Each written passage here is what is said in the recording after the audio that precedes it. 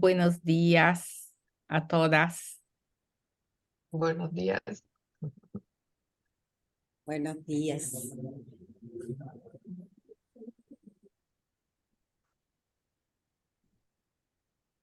Bienvenidas a esta conversación.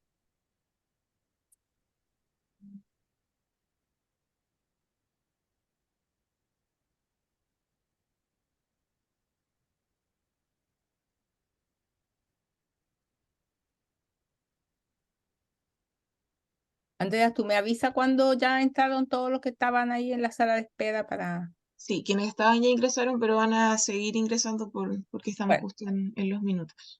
pero vamos a partir, yo creo, ¿cierto, compañeras? Ya, Sí. partamos Exacto. entonces. Bueno, vuelvo a darle la bienvenida a todas y a todos. Le comentaba a Andrea cuando partimos que me sorprende lo emocionada y nerviosa que me tiene esta actividad, pero yo creo que hay razones para aquello y ya también con Carmen Gloria comentábamos al comienzo que esta ha sido una semana muy especial. Yo creo que no solo esta semana, pero las últimas dos, muy especial. Mm. eh, yo creo para todos y todas, pero para quizás nosotros especialmente, bueno, cada una con su propia historia con esto. Pero especialmente como especial para mí, porque además me encuentro con dos compañeras de camino con las que hemos compartido a través de los años por distintas razones.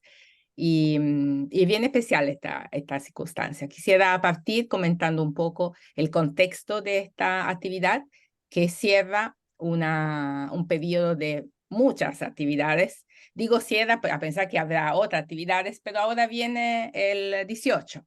No, y a mí siempre me ha llamado la atención desde que estoy en Chile, que cuando conocí Chile, yo conocí Chile en este periodo, en el 89, así que en el último 11 de septiembre de la dictadura, y me llamó mucho la atención esta disociación que sentí, ¿no? Entre Mm. un 11 muy cargado, era el último 11 de la dictadura, ya se sabía que terminaba, pero igual con harto movimiento, y inmediatamente la tomatera del 18. O sea, siempre me ha llamado la atención, ¿no? Este quiebre, que creo que, ¿no? Que después, como entendí, conocí, ¿no? Más en detalle, pero creo que un primer elemento, ¿no? Entonces, antes de meternos en esta parte, ¿no? Jugosa y de juego y de, ¿no? Así como también de diversión, me parece como bonito esto que podamos hacer de este espacio tan temprano en la mañana, sobre todo para Carmen Gloria, que tiene además una hora de diferencia que en Montreal. Entonces, entonces agradezco a todos, ¿no? Que se hayan levantado con esta gana de participar en este espacio. Este espacio nace en dos contextos, o sea, como articula dos contextos. El primero, el de la Escuela de Psicología y el de la Clínica de ¿Sabes qué, Psicología. Perla? Vas a tener que salir porque El primero, como le comentaba, es de la Escuela de Psicología. En la escuela hemos generado algunas actividades en el marco de los 50 años, actividades, ¿no? Que sobre todo relacionadas con el poder entender el por qué tenemos que preocuparnos de este tema, sobre todo en el contexto de la psicología. No solo no, por lo que nos ha afectado, ¿no? Pero también para comprender cómo la psicología tiene un rol relevante, la psicología, las ciencias sociales, tiene un rol relevante en el proceso de elaboración de estos traumas tan complejos para las sociedades, en términos amplios. No solo esto no toca solo a lo que se supone que son las víctimas, sino no involucra a todos. Y eso lo hemos ido comentando. Y ese ha sido un poco como el principio que ha orientado las actividades que hemos realizado. Eh, pero también queríamos darle un toque un poco más específico relacionado, ¿no? Con los efectos psicosociales clínicos de lo que ha significado la depresión de la dictadura para las personas. Y además articula otro aspecto, otro ámbito, que es la dirección de género. Aquí está nuestra directora de la PUCB, ¿no? Que es un proyecto muy incipiente que se ha ido desarrollando este año, que pretende, ¿no?, también visibilizar el lugar específico de las mujeres en esto. Tanto el lugar específico, ¿no?, de la represión, ¿no?, de lo que ha significado, ¿no?, en distintos ámbitos, en distintos niveles, pero también el lugar de la elaboración, de la resistencia, de la reparación. Así que esta actividad tiene un poco el objetivo de poder reflexionar juntas sobre eso. Y para esta reflexión he invitado, como le decía, dos compañeras de camino.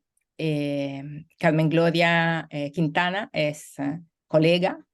Carmen Gloria es psicóloga, se ha titulado en Chile, pero después ha terminado su estudio en Montreal, es doctora en psicología, se ocupa de psicología clínica en adultos. Después ella va a contar un poco más.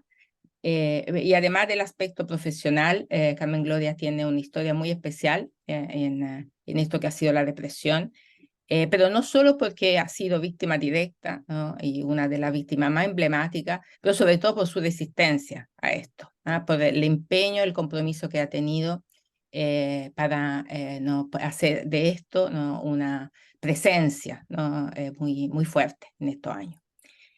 Y Margarita Cabrera, trabajadora social, de la Universidad de Valparaíso y magíster en Ciencias Sociales, candidata a magíster en Ciencias Sociales de la UFRO, pero sobre todo mi primera compañerita de trabajo en Chile. Con Margarita compartimos el trabajo del CODEPU y ahí conocí su compromiso, ¿no?, compromiso personal y profesional en el ámbito de la defensa de los derechos humanos. Y con ella, entonces vamos a compartir este espacio que, como decía, pretende ser un espacio de reflexión acerca de lo específico que ha sido el golpe para las mujeres, para el rol de las mujeres, no, no tan implicada, no solo en la protección personal, pero también en la protección de los demás. Y también, ¿no?, la posibilidad de tirar alguna línea, de hacer el punto. Por eso esta actividad de final de esta semana, ¿no?, de hacer el punto en que estamos y qué tarea tenemos, qué tarea tienen las ciencias sociales y específicamente, ¿no?, también desde una perspectiva de género, si podemos pensar en eso. Así que le paso el micrófono para que puedan comentar cómo ven este tema y hablar, ¿no?, de esta como primera pregunta, ¿no?, como primera línea de conversación, esta implicancia, ¿no?, de las mujeres, del rol de las mujeres, tanto en términos sociales como en términos más directamente psicológicos. Entiendo que va a partir Margarita. Sí. Activa el micrófono, Margarita. A ver. Ya. Eso. Bueno, buenos días a todos, a todas. En primer lugar, agradecer sinceramente a Luisa por esta oportunidad de poder compartir con ustedes. Mi nombre es Margarita Cabrera Ortiz, soy trabajadora social, egresada de los primeros años de la nueva creación de la Universidad de Valparaíso, que después de la reformulación de las universidades del año 81, ocupó el lugar de la gloriosa sede de Valparaíso de la Universidad de Chile. Todavía lo recordamos así los que estudiamos en esos años, entre el año exactamente 83 hasta el 88, año en que me titulé y egresé de la carrera. Allí tuve la oportunidad, la tremenda oportunidad de poder trabajar en el CODEPU, que era un organismo de derechos humanos, Corporación de Defensa y Promoción de los Derechos del Pueblo, con sede en Valparaíso, al interior de un equipo de trabajo psicosocial, donde efectivamente conocí a Luisa por ese tiempo, y trabajamos brindando atención a personas afectadas directamente por los efectos de la represión política, así como a sus familiares. Posteriormente, me desempeñé en la Fundación PIDE, que era una fundación que trabajaba programas de intervención con infancia dañada por los estados de emergencia, hijos, hijas, niños, niñas, adolescentes, que eran familiares de personas que habían sido vinculadas a procesos de violencia política. Y mi ciclo laboral en materia de derechos humanos culmina con mi trabajo para la Oficina Nacional de Retorno, sede Valparaíso, ONR, que coordinó y brindó orientación y apoyo a familias y personas que retornaban del exilio en esos tiempos. En lo personal, contarles que en septiembre del 73 yo tenía 11 años y recuerdo en la nebulosa haber sido, no recuerdo bien si me retiraron antes del colegio o no fui al colegio ese día, pero lo que sí recuerdo es que me sacaron mis papás de los juegos del barrio, ¿ya? Y recuerdo haberlos visto muy preocupados, tratando de intentar esconder libros en ese tiempo en alguna parte del patio de nuestra casa, porque habían llegado los militares al gobierno y posiblemente iban a allanar todas las casas del sector.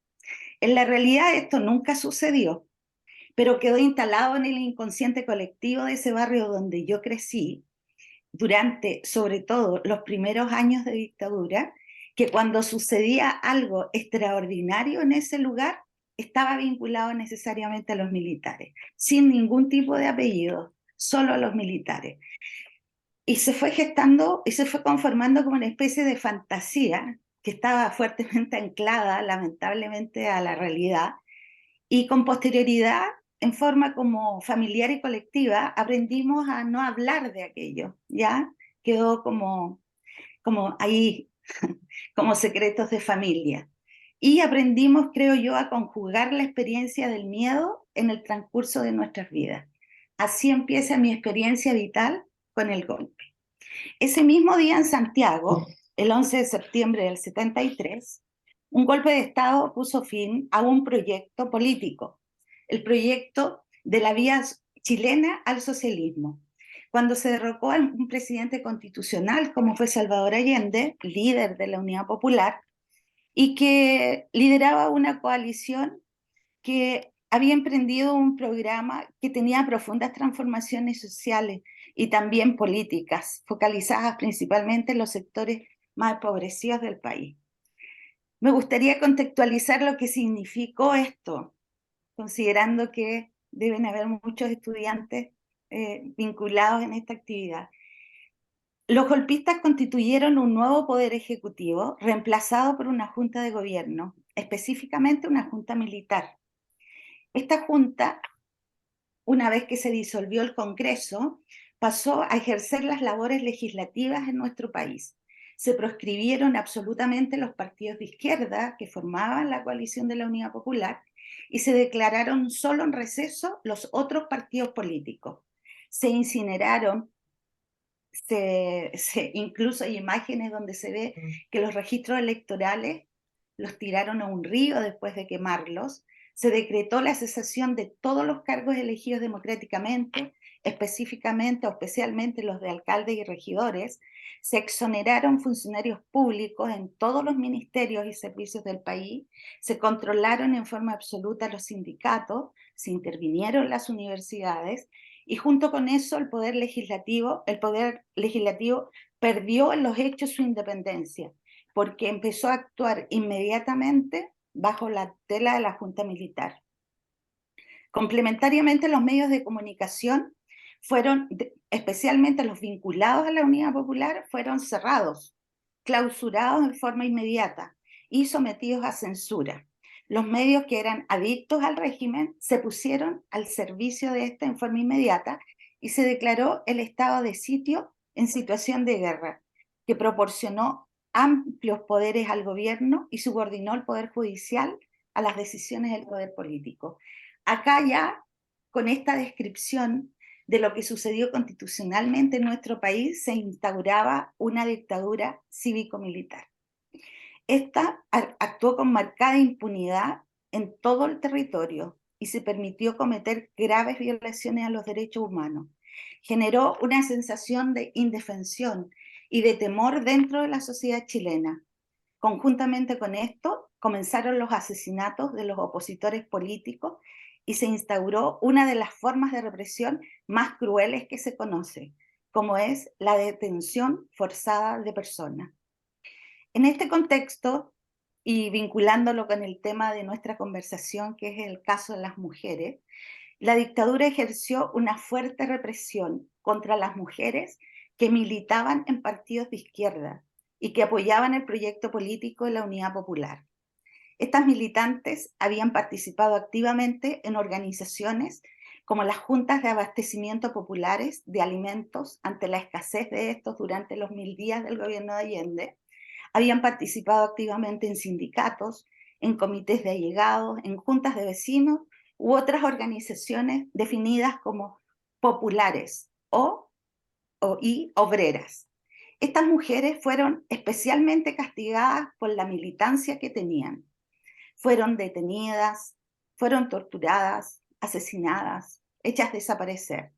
De un total de 3.185 casos documentados de personas ejecutadas y desaparecidas, 307 eran menores de edad, 135 mujeres detenidas desaparecidas y 10 de ellas se encontraban embarazadas.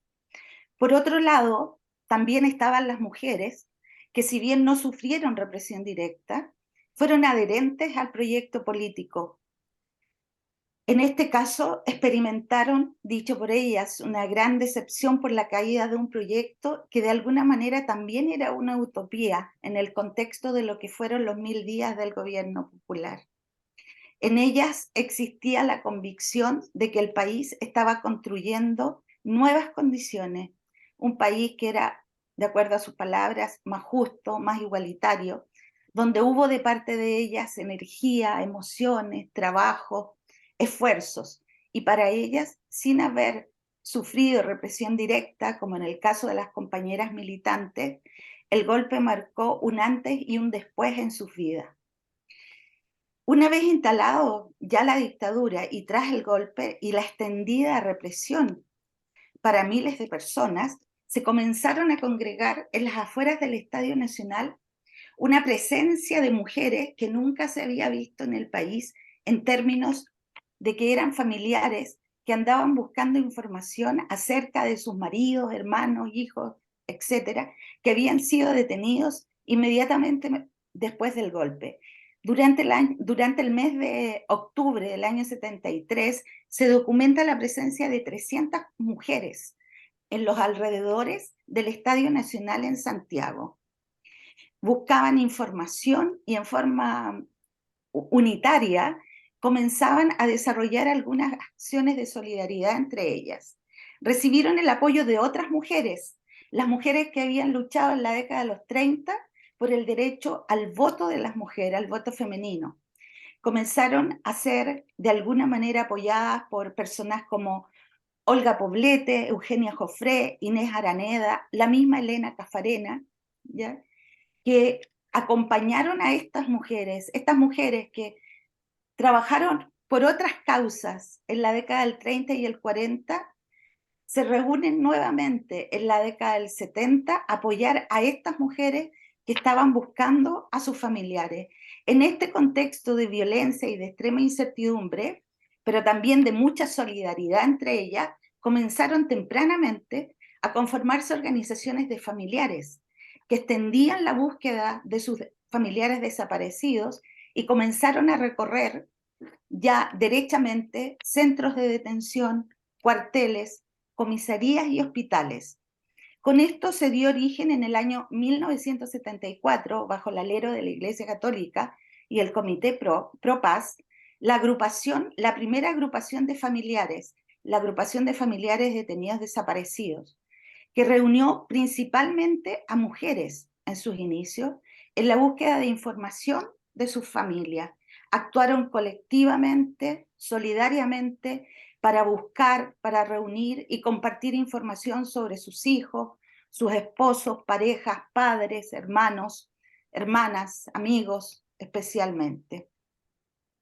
El Comité Pro Paz en Santiago colaboró con un lugar el año 1974 para que esta agrupación pudiera reunirse, y reunió a hombres y mujeres que comenzaron a realizar acciones de denuncia pública en un momento impensable desde el punto de vista de la impunidad que reinaba en nuestro país.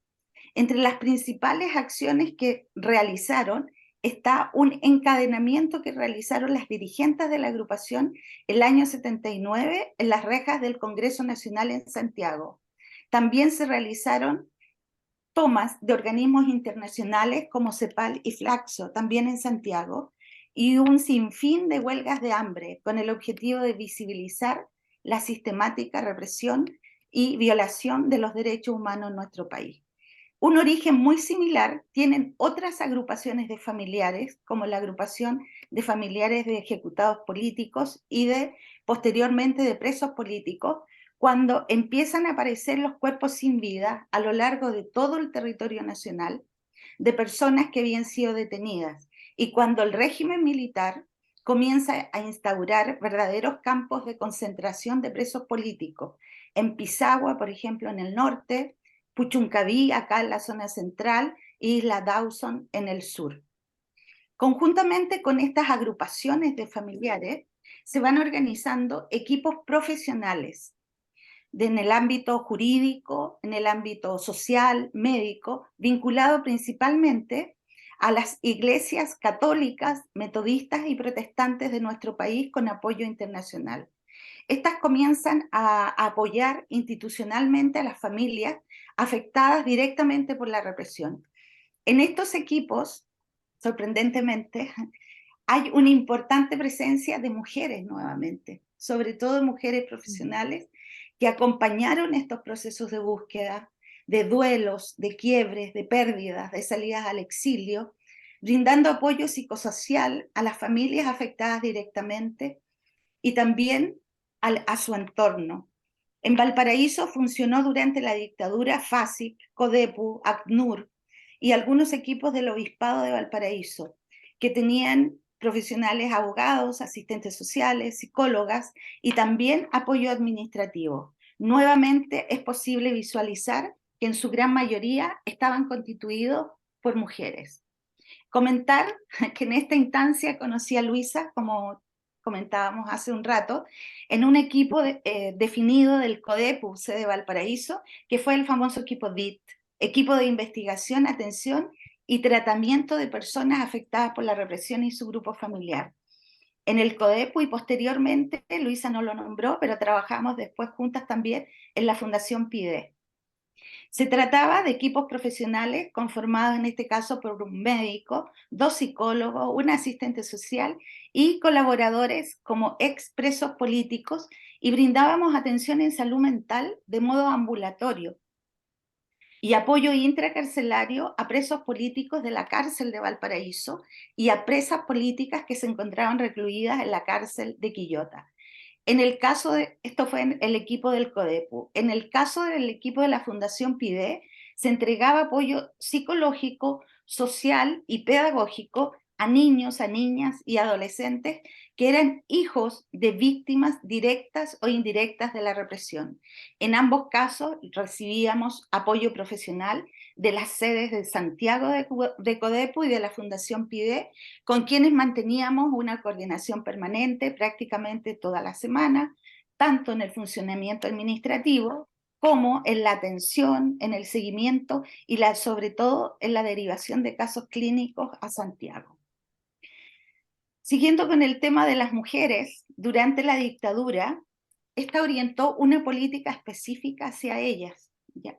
De alguna manera intentó recobrar el cumplimiento de los roles tradicionales del género, en la reproducción de los valores asociados a lo doméstico, al hogar, a la reproducción, a los cuidados del esposo, los hijos, e intentó trabajarlo como un discurso que fuera como un pilar de la nación, que las mujeres cumplieran esa figura simbólica. Usó herramientas de poder político, usó herramientas represivas, por supuesto, y de comunicaciones, para que la mujer fuera uno de los principales sostenes de la dictadura.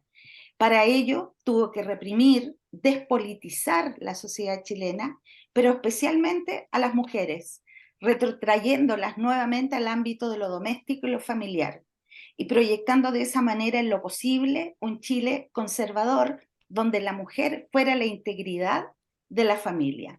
Sin embargo, las mujeres que fueron familiares de víctimas de la dictadura se organizaron muy tempranamente en nuestro país, que también es una experiencia distinta respecto de otros países latinoamericanos.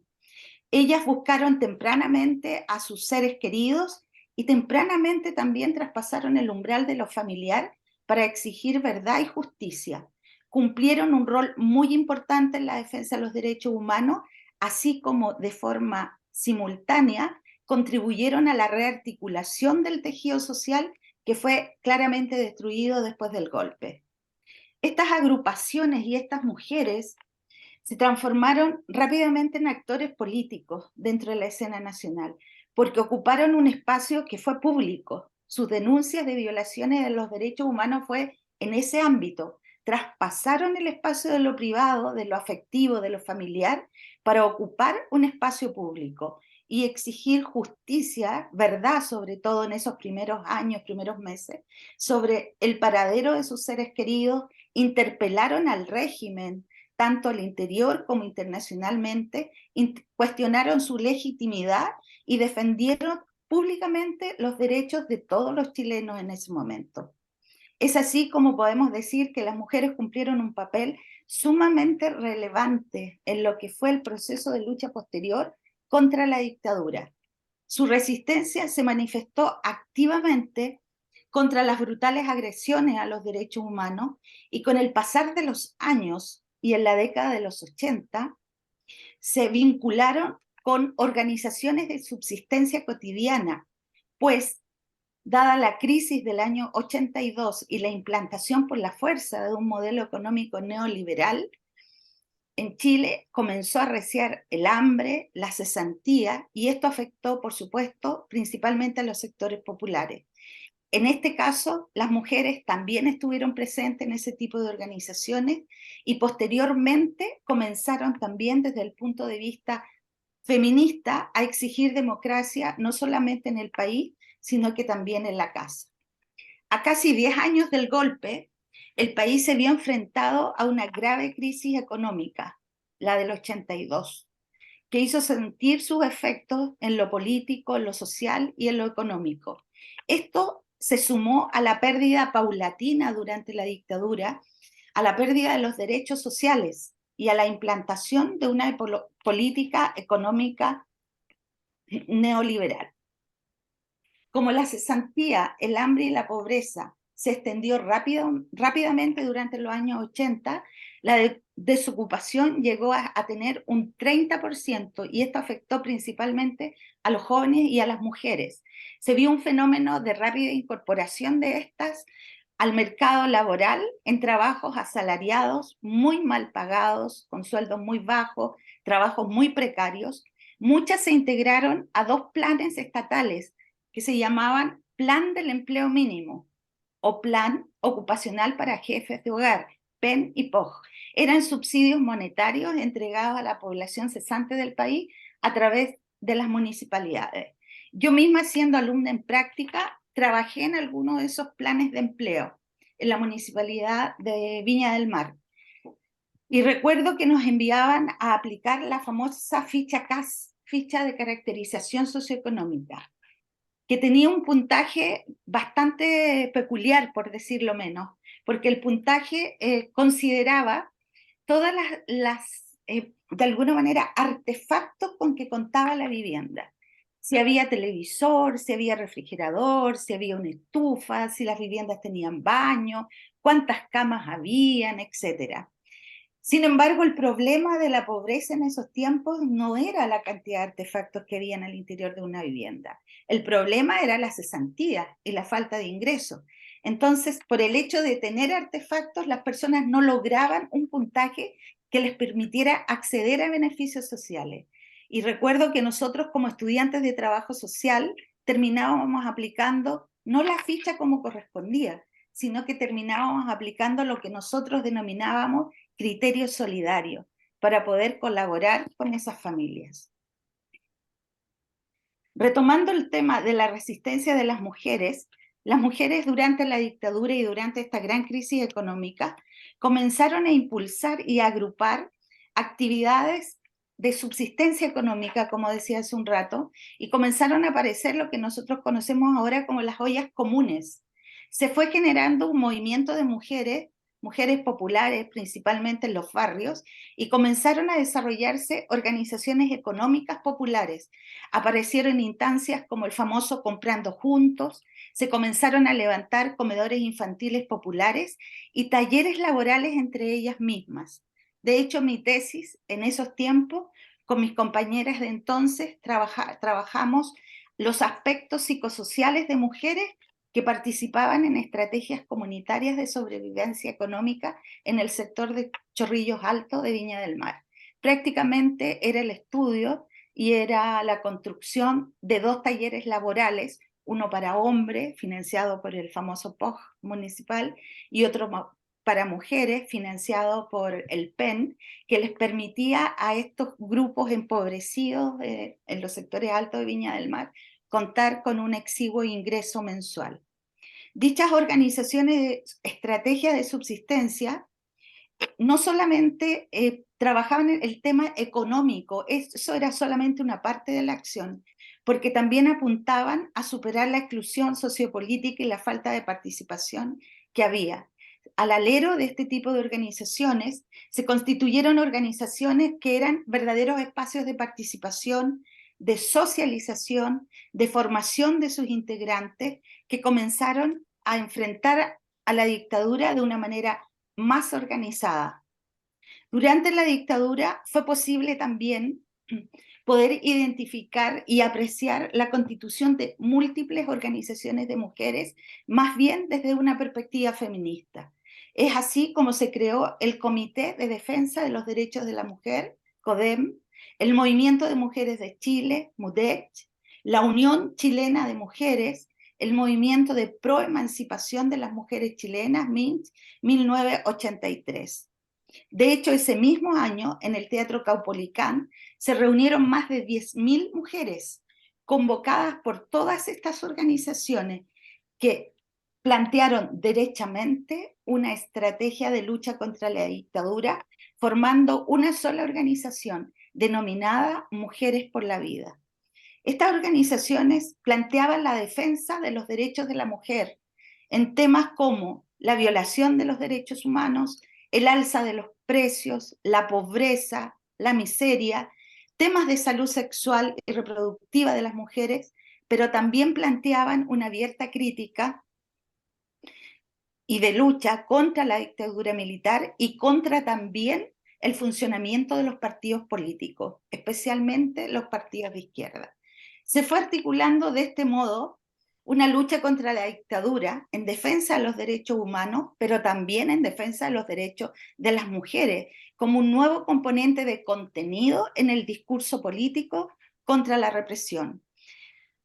Se fue participando activamente e incorporando a todas las jornadas de protesta a partir del glorioso mayo del 83, donde fue la primera convocatoria de protesta nacional de estudiantes en nuestro país.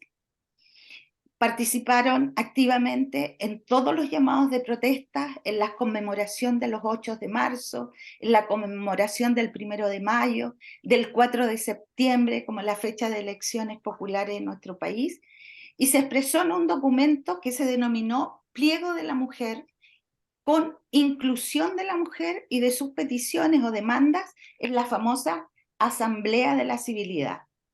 Al interior de los movimientos de la mujer y movimientos feministas comenzaron a surgir diferentes debates incipientes, pero que se dieron acerca de la militancia feminista de las mujeres en este tipo de organizaciones y lo que era también su militancia en los partidos políticos.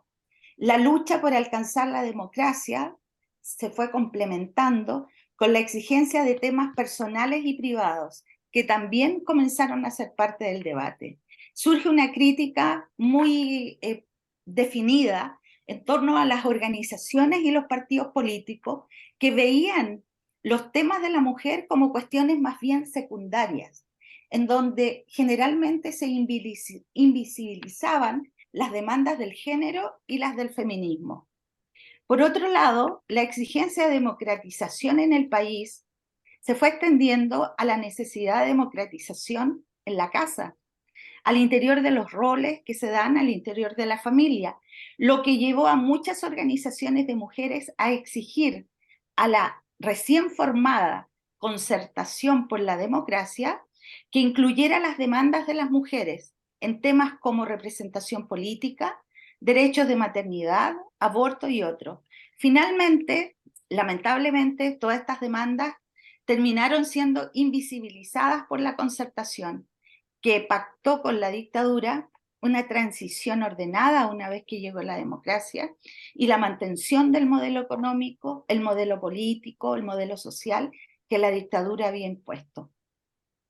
Para terminar, a modo de síntesis, me gustaría plantear que las mujeres fueron capaces de traspasar las barreras que impuso la violencia, el silencio, el miedo. Las mujeres chilenas han iniciado desde hace 50 años la difícil tarea de reconstruir el tejido social, pero al mismo tiempo defender la memoria de sus seres queridos, en una situación que ha sido de extrema violencia, como fue la instauración de la dictadura cívico-militar en nuestro país. Fueron capaces de vincular lo privado, lo familiar, lo particular, con derechos universales.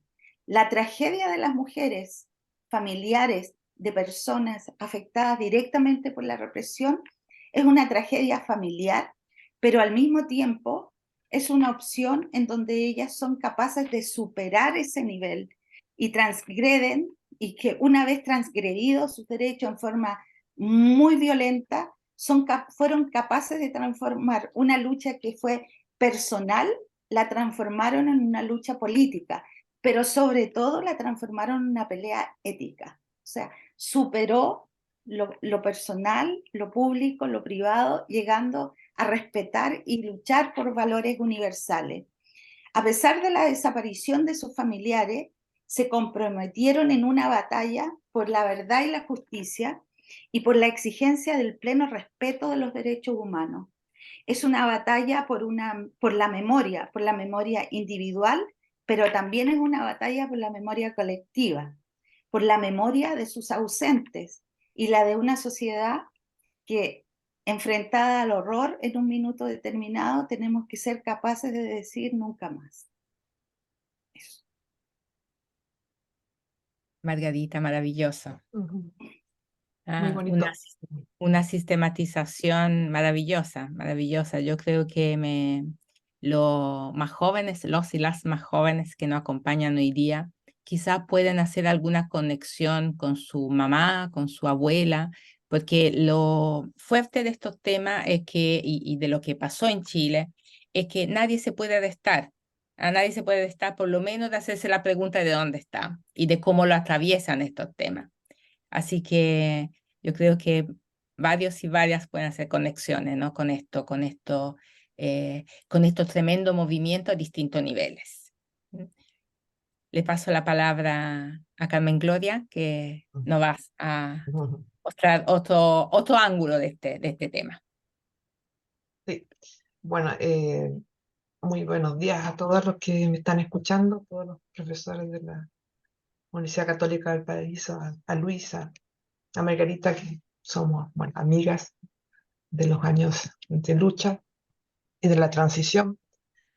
Bueno, yo estudié psicología en Chile, en la Universidad Andrés Bello. Después hice un magíster en psicología clínica en la Universidad Católica de Santiago. Bueno, y después las circunstancias de la vida me llevaron a vivir a Canadá y acá estudié un doctorado en psicología clínica, investigación e intervención. Y ahora trabajo en un hospital público en salud mental adultos, con un equipo bien interesante. Bueno, muy agradecida de esta invitación. Para mí esta semana ha sido bastante intensa, como les contaba Luisa, una semana donde se conmemoran los 50 años del golpe de Estado, y la semana anterior también. Yo creo que ha sido todo el mes de agosto que hemos estado sumergidas en estas emociones que nos acarrea estas reviviscencias traumáticas. Y también esta semana se ve en última instancia en la Corte Suprema el caso contra los militares que quemaron a Rodrigo Rojas y a mí. Y el caso continúa a verse la próxima semana.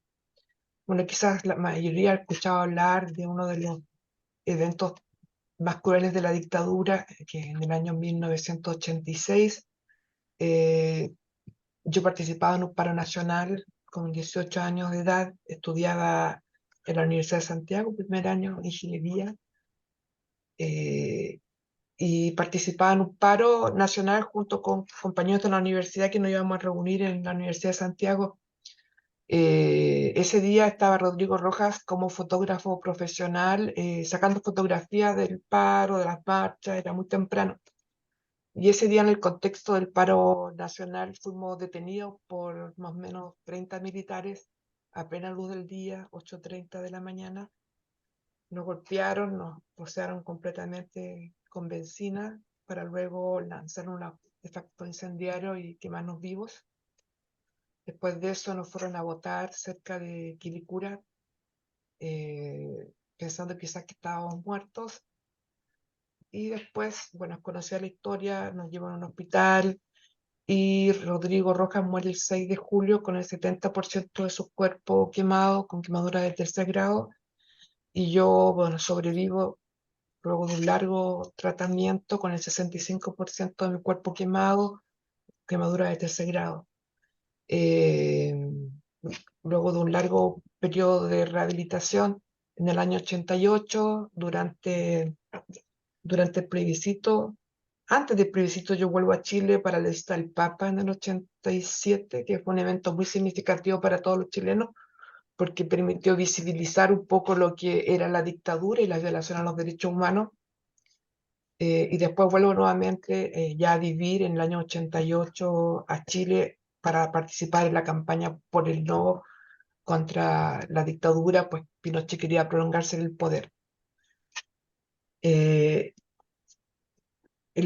Por la parte de la justicia, ha sido una revictimización, pues desde el inicio los militares negaron la participación de sus hechos, en estos hechos de parte de los militares. Fue una negación hasta, yo diría, hasta los pactos de silencio del 2015, más o menos, donde uno de los militares dice la verdad el caso estaba cerrado y lo habían acusado solamente a los militares de cuasi delito de homicidio en la persona de Rodrigo, mm, y lesiones graves. Creo que a uno solo militar había estado detenido en esa época y los otros habían sido liberados. Y gracias a este militar que rompe los pactos de silencio de la dictadura en el año 2015, se puede reabrir el caso y ahora están condenados 20 militares, 10 de ellos, que son los que están al mando, a 20 años de prisión y el resto, 10 más, a 3 años de prisión. Los militares vuelven a apelar y ahora se está viendo el proceso. Eso ha sido cuanto a mi historia. Quizás contarle que yo para el golpe era muy pequeña, tenía 5 años de edad. Como Margarita recuerda, mis recuerdos son muy vagos. Yo recuerdo que los vecinos de mi población, yo soy de origen popular, vivía en una población Nogales, en Santiago, en la comuna de Estación Central, y ahí la gente gritaba que había un golpe y que Allende había muerto. ¿Mm? Y yo no entendía mucho, solamente veía gente llorar, gritar, encerrarse. Fue como un shock. Y después, como mi familia era de izquierda, siempre crecí escuchando historias de mi familia que hablaban de lo que había sido la Unidad Popular, lo que había sido para ellos como pobladores, por primera vez sentirse parte de un proyecto social donde eran considerados y donde se sentían actores. Y fue un duelo muy fuerte para toda la generación de los 60 y 70 vivir esta frustración de su proyecto social, que toda la gente popular se había identificado fuertemente con ella. Bueno, en mi trayectoria quizás quise contarles que estudié psicología, luego hice mi práctica en el hospital psiquiátrico en Santiago y después me vine a trabajar como psicóloga clínica al Hospital Gustavo Fricke de Viña del Mar y ahí me mudé a vivir a Viña del Mar. Estuve viviendo 15 años en Viña, dentro del año 95 hasta el 2010 cuando emigro a Canadá. Me voy con mi marido y 3 hijas. Bueno, tengo 3 hijas, una de 30, otra de 24 y la más chiquitita que vive con nosotros de 17. Ahí trabajo en la unidad de psiquiatría infanto-juvenil, donde éramos 2 personas que inauguramos junto con Mariela, psiquiatra, Mariela Tino. Inauguramos la unidad las dos y después fue creciendo de a poco y recibimos muchos alumnos en práctica de la Universidad Católica de Valparaíso que querían hacer la práctica con nosotros. Y también fui profesora, creo, supervisora de práctica de la Universidad Católica, creo que por 3 años, más o menos de psicología clínica infantil, que era mi área antes de hacer el doctorado. Bueno, fue una experiencia bastante importante para mí. Bueno, lo quizás como entrando más en la materia de nosotros como psicólogos, mi primera investigación que yo hago para mi título de psicóloga, que fue en el año 94, empezamos a hacer la investigación, fue el proceso psicológico de duelo en esposas de detenidos desaparecidos. ¿Y por qué este interés? Porque siempre a mí como psicóloga me llamaba mucho la atención de cómo estas mujeres tan luchadoras, tan valientes, vivían en términos emocionales esta pérdida. Entonces quería entender desde ahí. Y también porque tuvimos una profesora en tercer año que teníamos un ramo que se llamaba traumatización extrema y violación a los derechos humanos. Y ese año yo me acuerdo que estaba embarazada ya de mi primera hija y yo estaba muy disociada emocionalmente de todo lo que me había sucedido. Y con el embarazo empezó a puro tener sueños traumáticos, distintos tipos. Y empiezo a hacer psicoterapia personal, en el ILAS, que era el Instituto Latinoamericano de Salud Mental, que eran muchos psicólogos que habían hecho estudios en Alemania con las víctimas de la Segunda Guerra Mundial y incorporaban en su trabajo el término de traumatización extrema, duelos especiales por terrorismo de Estado. Y ahí en ese curso con esta profesora le digo que quiero hacer mi estudio en esa temática. Entonces ahora les paso un poco a explicar con PowerPoint, como antigua profesora con PowerPoint, eh, lo que fue, deja poner acá si me acuerdo todavía, ahí, lo que fue para mí todo este proceso. Bueno, voy a tratar de presentar dos estudios, no sé si alcance. El primero, el proceso psicológico de duelo en esposas de detenidos desaparecidos, y el segundo, que es mi tesis doctoral, que se llama Estrategias de aculturación y coherencia identitaria de los jóvenes exiliados de segunda generación en Quebec, Canadá. Ese segundo estudio tiene que ver con todos los jóvenes que nacen con la carga afectiva de sus padres, del golpe de Estado, de la tortura, de la presión política, que se ven obligados a salir del país. ¿Y qué pasa cuando en la casa se son chilenos y en la cultura se son canadienses? Y todos los contactos valóricos, lo que pasa con la identidad, con los duelos no resueltos, con lo no dicho. Entonces ese fue mi segundo estudio. Bueno, Margarita ya habló del gobierno de Salvador Allende. Los objetivos de Allende también Margarita ya lo aborda, así que no lo voy a volver a abordar. Aquí está una de las imágenes de lo que fue el asalto a nuestra casa de gobierno.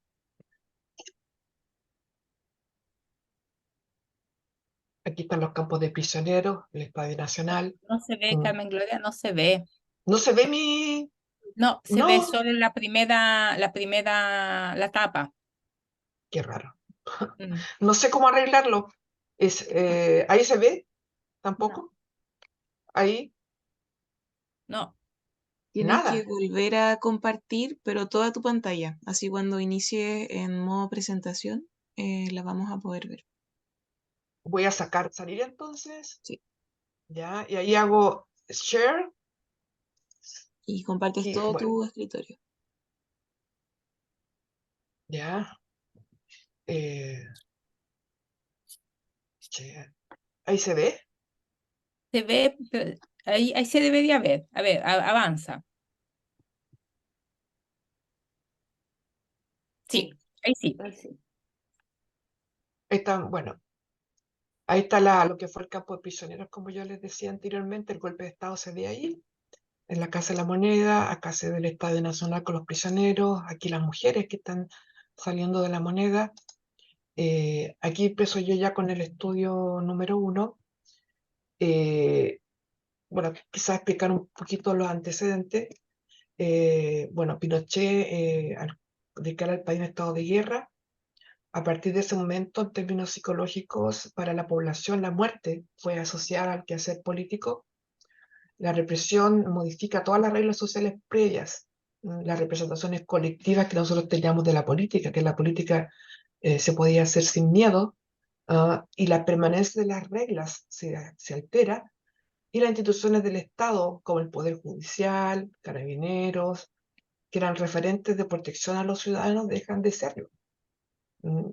Entonces, ¿qué pasa a nivel subjetivo con todos los chilenos en estas circunstancias? Lleva a que se altere lo que es la confianza básica.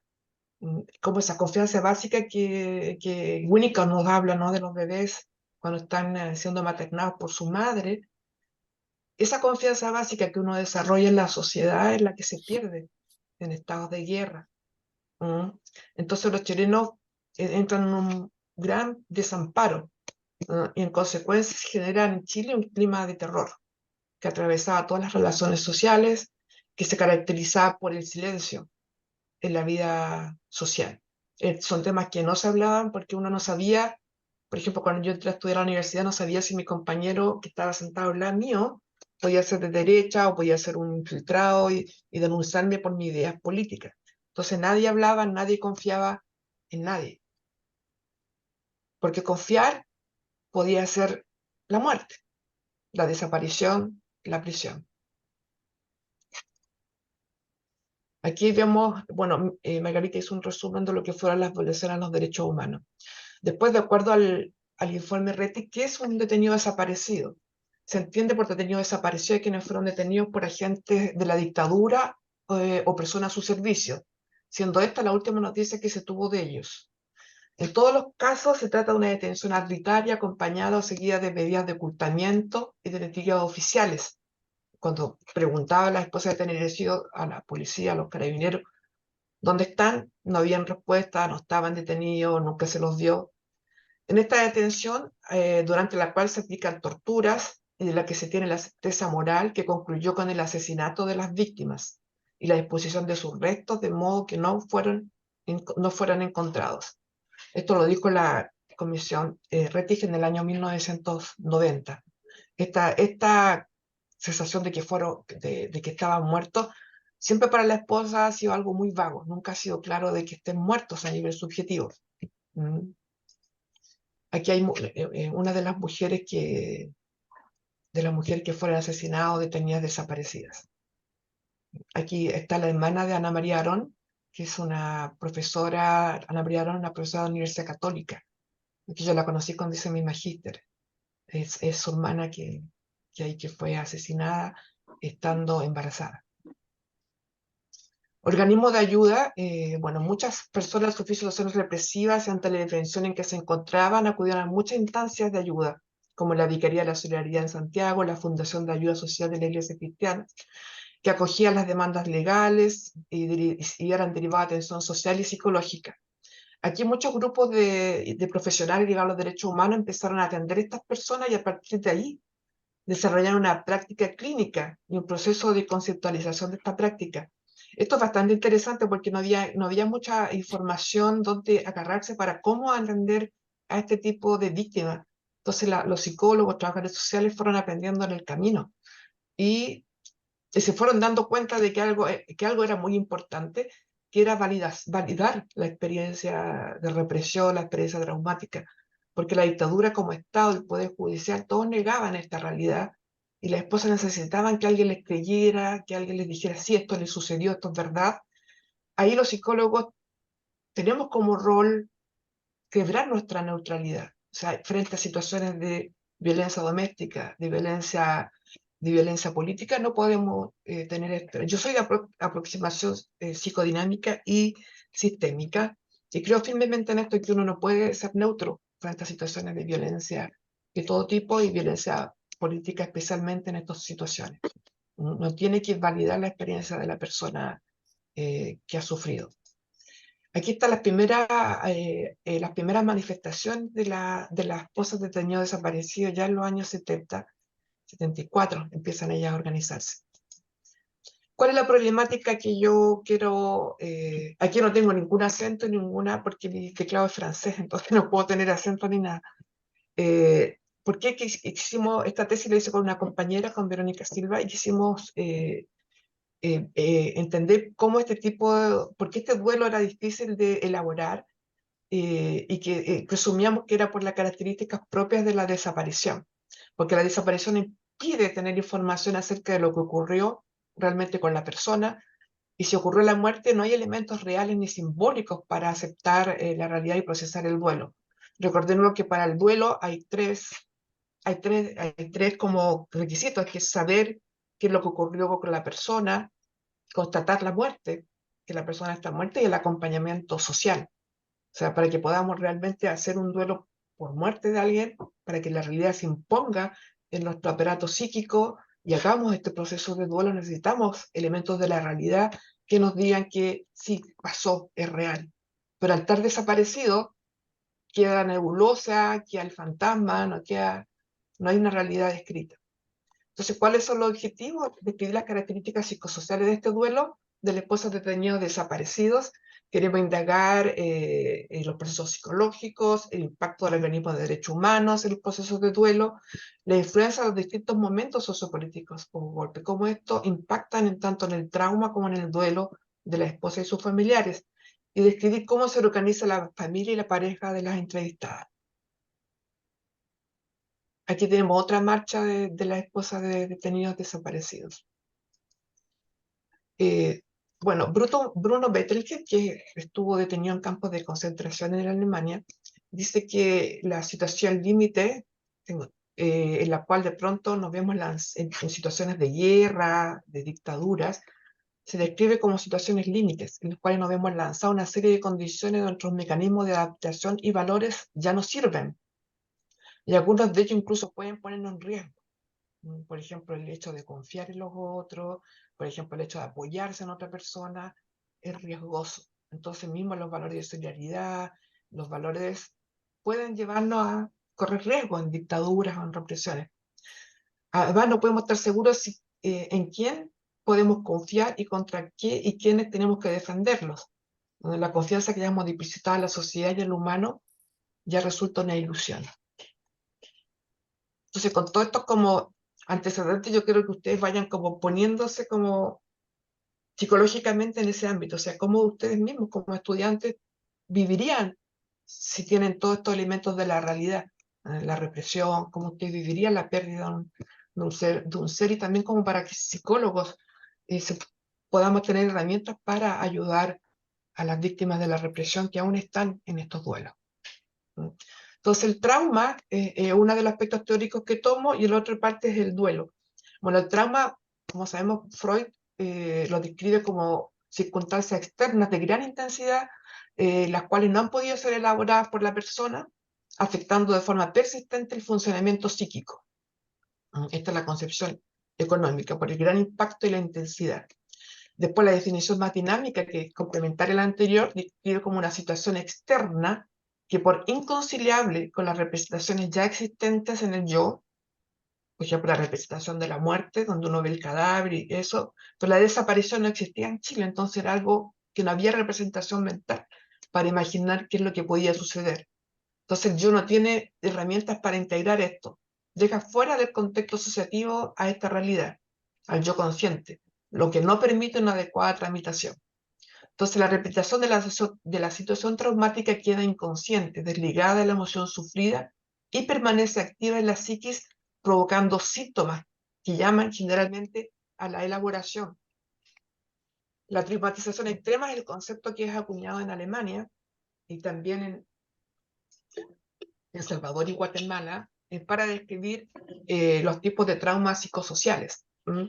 Los traumas psicosociales son traumas que están fuera de lo que conocemos generalmente como traumas comunes, como por ejemplo terremotos, accidentes graves de vehículo, incendios. La traumatización extrema generalmente se desarrolla cuando un otro humano atenta contra otro humano en contextos sociopolíticos. Se caracteriza por la dimensión temporal del trauma, así como el contexto sociopolítico. El temporal, porque son experiencias traumáticas de naturaleza crónica y duran en el tiempo. Por ejemplo, para la esposa de detenido desaparecido, cada vez que había una noticia de un hallazgo, por ejemplo, cuando fueron los honros de Lonquén, o los cadáveres que fueron encontrados en Pisagua, a ella se le reactivaba toda la sintomatología traumática. Cuando fueron los juicios contra Contreras, contra otros de la DINA, también era lo mismo. Y la dimensión política, que es la más importante, que la herida que afecta a la persona ha sido producida socialmente. Eso es súper importante en términos sistémicos, entender que el sistema social el que está afectando a las víctimas, es decir, sus raíces no se encuentran en el individuo. O sea, no fue mi pareja que me agredió, no fue un auto, sino que una sociedad que agrede por tus ideas al otro. Entonces el trauma por su misma naturaleza se alimenta y mantiene la relación entre el individuo y la sociedad. Es por eso que aún estos traumas no se resuelven, porque es una relación dialéctica entre el individuo y la sociedad que lo contiene, a través de diversas mediaciones institucionales, grupales e individuales. Este autor resalta la idea de que el trauma no radica en un momento violento y agudo que irrumpe, sino que se da en un proceso histórico-social. Y así la experiencia traumática se cronifica y arraiga cada vez más si la situación social no se modifica. Por eso la intensidad con lo que nos recordamos de los 50 años, las generaciones que vivimos en ellos, y también las nuevas generaciones, hijos de los padres de los 60, 70, 80 nietos. El duelo. Bueno, la violación a derechos humanos es una experiencia de carácter político, porque a través de la represión sistemática, porque lo que me sucedió a mí, lo que nos sucedió a la esposa de niño desapareció, no son casos aislados, es una política sistemática de violencia contra la gente que protesta para que tu pueblo experimente miedo y se someta a la dictadura y esta se prolonga en el tiempo. Y esta experiencia de carácter traumático también es una experiencia subjetiva. O sea, cada uno lidia con el miedo de acuerdo a sus recursos psicológicos también. Entonces, esto yo siempre me negué con mi colega a describir este duelo como patológico, porque no es un duelo patológico. Aquí la patología está en la sociedad, no está en el individuo. Entonces lo describimos como duelo especial. El duelo normal es una reacción normal frente a una pérdida de una persona amada, de una atracción que haga sus veces. Freud dice que puede ser la patria, la libertad, un ideal. Y el duelo patológico señala que el melancólico no puede apreciar en su conciencia lo que ha perdido. Esto ocurre cuando la persona sabe a quién perdió, pero no sabe lo que perdió con él. Porque generalmente hay como una parte del yo que se va en los duelos melancólicos, los duelos patológicos. Entonces a la persona le cuesta elaborar esto porque no sabe lo que perdió de sí con lo que partió. Y el duelo especial, bueno, esto fue acuñado por autores argentinos que también vivieron dictadura a partir del año 76, dominan el duelo que se desarrolla en la situación de búsqueda de los familiares de detenidos desaparecidos. Aquí está todo el tema que es bastante complejo. ¿Pedimos a las esposas que hagan un duelo por muerte o le pedimos que hagan un duelo por separación? ¿Está muerto el esposo detenido desaparecido o están solamente separados por la fuerza? Esa es la pregunta que ellas no han podido resolver al momento que no han tenido, durante todo el periodo de la dictadura, no tenían respuesta, no tenían restos de los detenidos desaparecidos. Entonces, la desaparición se trata de una relación de la pareja que se ve bruscamente interrumpida por una separación forzada. Generalmente las personas iban a buscar en allanamientos nocturnos a los esposos y eran quitados por la fuerza frente a los hijos, las mujeres, y llevados a campos de concentración. La persona experimenta la pérdida como separación y lucha de manera denodada por encontrar al desaparecido. La relación es vivida progresivamente como una muerte de relación causada por la represión política, pero no por una muerte real, sino por una muerte de la relación porque no está ahí. Pero aún no se puede hacer ese proceso. Entonces, Caruso, que es un italiano, describe este duelo como el duelo de muerte entre los vivos. Pues la esposa ha tenido desaparecido, se relacionan con el desaparecido como alguien vivo por largo tiempo. Ellas siempre piensan que está vivo, yo creo, hasta incluso hay algunas que hasta el día de hoy yo creo que lo pueden pensar vivo. La autoridad niega, ¿por qué sucede esto con ella? Porque la autoridad niega la desaparición, distorsiona la información, diciendo que se fueron de la casa, que abandonaron a su esposa por razones amorosas con otras mujeres, que se fueron a otros países, que las dejaron solas. Entonces, todo esto, mismo si las esposas racionalmente saben que no es verdad, quedan la ambivalencia al no tener información. Entonces, ellas no son viudas, no son divorciadas, y psicológicamente, ¿cómo se posicionan? Aquí aparece la agrupación de detenidos desaparecidos como una fuerte organización de contención económica, judicial y afectiva. Esta agrupación surge con una ilusión, la esperanza de rescatar con vida a los desaparecidos. Al tramitar por vía judicial el amparo y por su vía de lucha en todas las prisiones que ellas recorrían, buscar al desaparecido. Entonces, así el grupo se convierte como una instancia de denuncia constante de las violaciones a los derechos humanos de la dictadura. Nalvidad señala que la agrupación se exigieron a sí misma una disciplina y sacrificio heroico en épocas que nadie protestaba. Sublimaron sus duras penas, la neurosis, el sufrimiento y las privaciones de su vida cotidiana para desafiar al Estado autoritario. La mayoría de ellas, de las esposas de niños desaparecidos, eran mujeres pobladoras, sin mucha trayectoria política. Algunas sí, otras no mucho. Pero todas, al integrar esta agrupación, todas se fueron llenando de una fuerza y se convirtieron todas en actoras políticas. Entonces su dolor se canalizó en resistencia. El sufrimiento fue su principal arma de resistencia. El protestar contra el Estado autoritario sometieron la vulnerabilidad de sus cuerpos a un castigo que desnuda la injusticia y la crueldad de la dictadura. Ellas se encadenan frente a los tribunales de justicia al no tener respuesta. Una de las primeras protestas que hicieron. Después hicieron una huelga de hambre. Encadenan sus cuerpos vulnerables, después hacen una huelga de hambre para mostrar esta injusticia.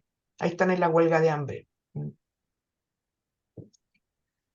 Bueno, este estudio fue un estudio cualitativo de carácter exploratorio y descriptivo. Se entrevistaron a 15 esposas de entrevistas semiestructuradas en diario de campo. El análisis fue de discurso. Las esposas tenían que pertenecer a la agrupación y entre 45 y 65 años de edad. Bueno, este estudio fue bastante difícil hacerlo porque yo estaba en el 94, estaba haciendo mi proyecto. Cuando hicimos el proyecto, tuvimos bastante dificultad para que fuera aceptado, porque imagínense, el 94, más o menos recién saliendo de la dictadura. Entonces nos decía que iba a ser que nuestra tesis iba a ser no objetiva, que iba a ser un panfleto, entonces nosotros tuvimos que pelear por que esta realidad fuera aceptada como estudio. Y por eso lo hicimos de una manera súper seria con mi amiga, con nuestra profesora, que, como yo les dije, Elizabeth Lira, que fue después participó en la mesa de diálogo también ella, después. Que es una gran académica, creo que trabaja en la Universidad de Humanismo Cristiano, directora de la Escuela de Psicología ahora. Entonces, ¿cuáles fueron nuestras conclusiones? Paso rápido a las conclusiones. Bueno, nos dimos cuenta que la imposibilidad de dar con el paradero de los detenidos desaparecidos mantiene a su esposa atrapada en el problema. O sea, no hay solución. La responsabilidad de las instituciones, por ejemplo, el Poder Judicial, que nunca acataron los recursos de amparo que se pusieron para encontrar a esta gente, a estos desaparecidos, al no cumplir su rol de investigar, al declararse incompetentes, subió a las víctimas en una situación de mucho desamparo en términos de protección legal, policial y asistencial. El microgrupo, si comenzamos en la familia de detenidos desaparecidos, muchas de ellas sufrieron aislamiento de parte de sus vecinos, de sus amigos y familiares, quedando muy solas en términos afectivos y económicos y sociales, porque toda la población tenía miedo, ¿no?, de que las ligaran con ellas. Eso fue principalmente antes de las ollas comunes, antes de que empezaran un poco las protestas, sobre todo en los años 70. Entonces la agrupación de familiares cumple un gran rol como apoyo económico, social, y ellas se transforman en actoras políticas a través de la denuncia y la búsqueda, que le da sentido a su vida y a su identidad. Ellas tratan de poner el problema de los detenidos desaparecidos en la sociedad y sacarlo en el orden privado. Eso es súper importante porque, como los derechos del niño, por ejemplo, que antes eran de orden de la familia, cuando la sociedad se hace cargo, se institucionaliza y los niños tienen derechos. Cuando la mujer también los derechos de la mujer se institucionalizan, también salen del orden privado y socialmente las mujeres tenemos derechos. Entonces la lucha de la detenidos desaparecidos fue porque este problema ya no fuera solo de ellas, sino que fuera de la sociedad completa, porque la sociedad la que hace desaparecer, el Estado hace desaparecer. Entonces no es un problema de ellas que tengan que buscarlo. Yo creo que el primer paso que da Boric ahora es de institucionalizar como Estado de la búsqueda. Es primera vez que se hace después de 50, 40 años quizás. Y es por eso lo significativo y emblemático que hace Boric a institucionalizar la búsqueda de los detenidos desaparecidos. Ahora, en el 2023. La agrupación de familiares cumple un rol afectivo fundamental, hacer una instancia de contención y canalización de las angustias y frustraciones de las esposas de detenidos desaparecidos. Consecuencias psicosociales: el contexto represivo de la pérdida es una pérdida traumática por la falta de información, por la repetición de traumas consecutivos, y es el eje causal de este duelo, que sea un duelo alterado, el contexto represivo de la dictadura y la falta de información. La dictadura no reconoció los hechos, eludió la responsabilidad, atribuyendo a causa factores individuales, lo que aumenta la ambivalencia de la esposa. El discurso de la sociedad se caracteriza por el silencio y la indiferencia durante muchos años. Incluso yo diría que hasta el gobierno de Frei. Bueno, Elwin hizo el informe Retis que validó socialmente los detenidos desaparecidos, donde se hizo donde se recogieron testimonios que son públicos respecto de esto. Fue como el primer acto de reparación. Pues ya en el gobierno de Frei hubo un gran silencio respecto de todo lo que había sucedido. Se quería dar vuelta como la página rápidamente, y yo misma como víctima me sentía como que molestaba en la sociedad, como que la sociedad estaba en algo así como bien maníaco de salir y de olvidar la dictadura. Entonces uno se sentía como molestando. Entonces esto es lo que siempre se ha intentado hacer, de que la sociedad salga de este silencio, de esta indiferencia, y que valide la experiencia de las víctimas, de los detenidos desaparecidos, que necesitan sobre todo verdad y justicia, ¿no? Y que se lleve el problema al ámbito, del ámbito privado al ámbito público. Las consecuencias psicológicas, que es un poco nuestra temática: la esposa ha tenido desaparecido frente a la incertidumbre y la ambivalencia, comienzan a relacionarse con su esposo como un muerto vivo. Y esto es bastante doloroso. Muchas de ellas guardaban su ropa, guardaban el puesto en la mesa del esposo detenido desaparecido, pensando que podían llegar cualquier día, lo que no les permite la elaboración de la pérdida. Pensar a su esposo vivo les genera una gran angustia y se defienden de ella revitalizando al esposo. Debe estar inválido, a lo mejor quedó dañado por la dictadura, a lo mejor perdió la memoria, a lo mejor está ciego. Y es la única forma de tolerar la distancia, es atribuir la distancia a razones de fuerza mayor. Pensar a su esposo muerto les acarrea gran culpa y dolor. Al no tener información, quedan en una situación indefinida, donde sería responsabilidad de ellas definir a su esposo como muerto o vivo. Entonces ellas tendrían que matarlo en su aparato psíquico. Y eso es tremendo, es horroroso, tener uno que matar a su propio esposo por no tener la información. Entonces en eso es lo que ocurre cuando no están los restos. Aquí está, no sé si ustedes recuerdan los hallazgos de Pisagua. Ahí vemos 4 cadáveres de detenidos desaparecidos. Esto fue, creo que en el año 92, 93. No me tengo muy clara la fecha. Consecuencias psicológicas: el duelo no elaborado imposibilita organizar su proyecto de vida, rehacer parejas con un vínculo estable, ampliar amistades y vivir una vida más satisfactoria. Quedan fijados en el tiempo, casadas con detenidos desaparecidos. Significa que al intentar establecer una relación de pareja siempre está presente el tercero ausente. Ninguna de las entrevistadas había hecho pareja, todas estaban viudas, o sea, casadas aún con el detenido desaparecido. Y las que habían intentado, las relaciones habían sido muy cortas, porque siempre el tercero ausente estaba presente. Entonces ellas se posicionan, al tener una pareja, como amantes, con todas las implicancias morales, psicológicas, sociales que eso conlleva. Entonces, súper difícil para ellas poder rehacer sus vidas al no tener la información de lo que sucedió.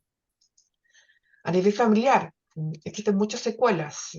Hubo mucha falta de comunicación en la familia. Las mujeres se dedican gran parte de su tiempo a la lucha por encontrar al detenido desaparecido. Los hijos son dejados con abuelos, con tías. El tema del papá desapareció, es tabú, porque todos saben que es un tema doloroso y nadie lo quiere hablar en la familia. Al entrevistar a las esposas, muchos relataron suicidios en sus hijos.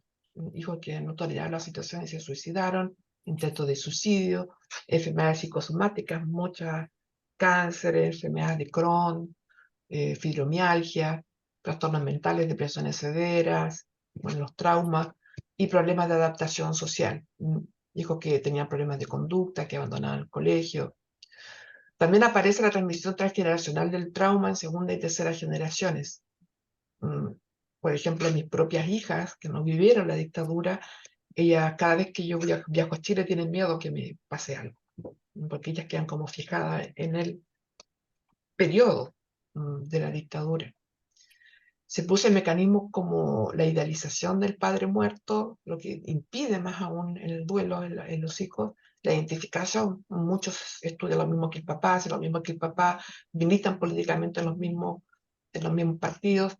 También es la contraidentificación, que no quieren saber nada de política, que se aglutinan con sus pequeñas familias que constituyen.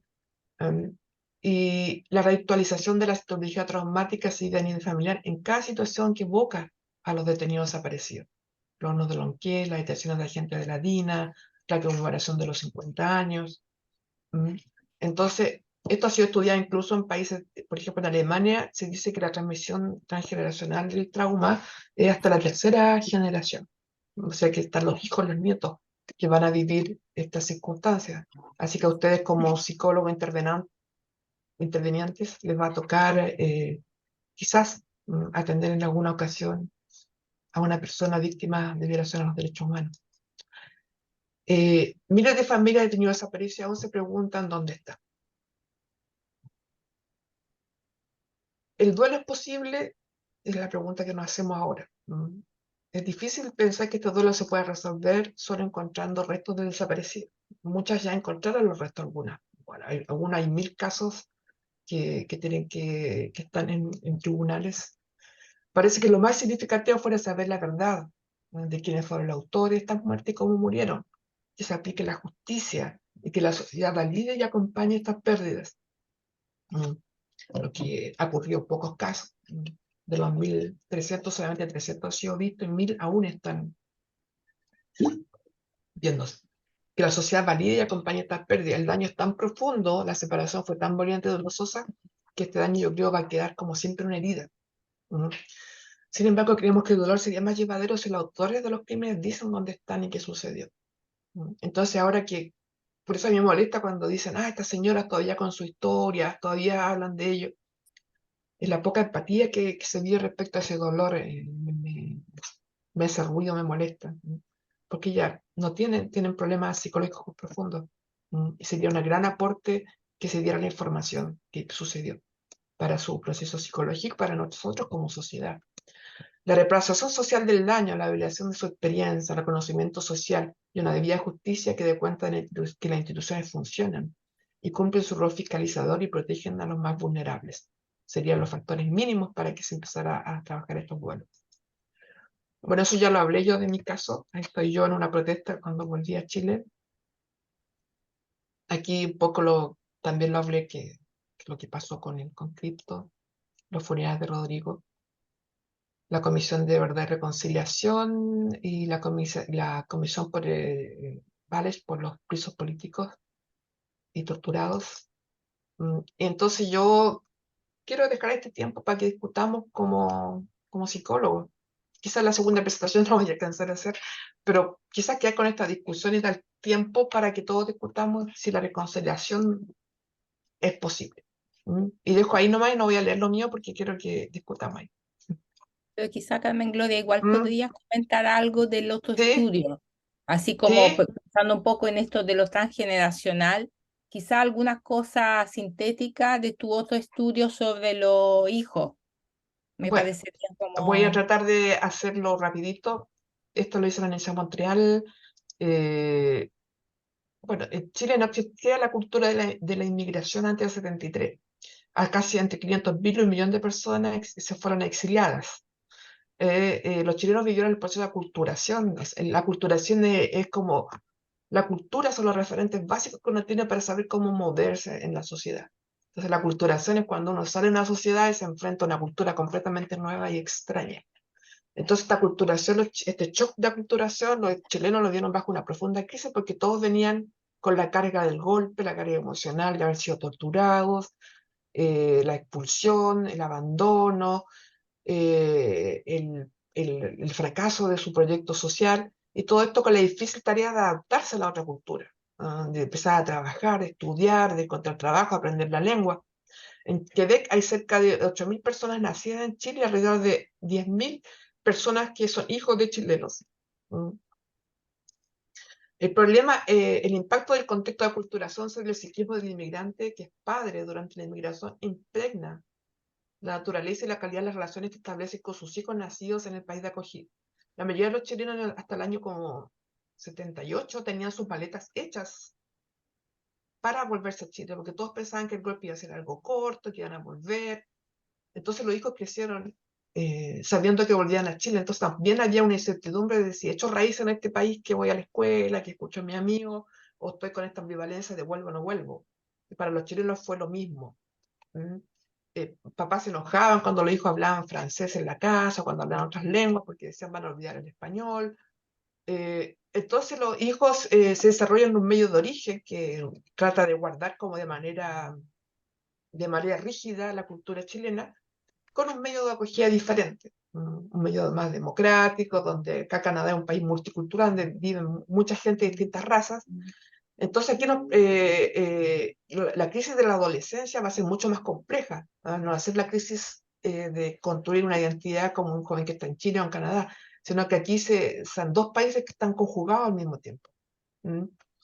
Entonces es un proceso mucho más complejo. Entonces nosotros queremos estudiar, o sea, yo, porque esta tesis la hice sola, la relación entre la identidad personal, la culturación y la salud mental de los jóvenes chilenos.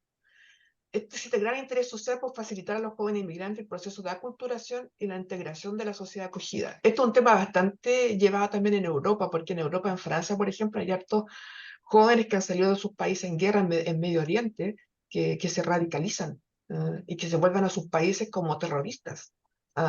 Dado la injusticia, el problema de cómo Francia también acoge a los inmigrantes, que Francia lo que quiere es que los inmigrantes se asimilen a la cultura y no respeta como la cultura de cada cual.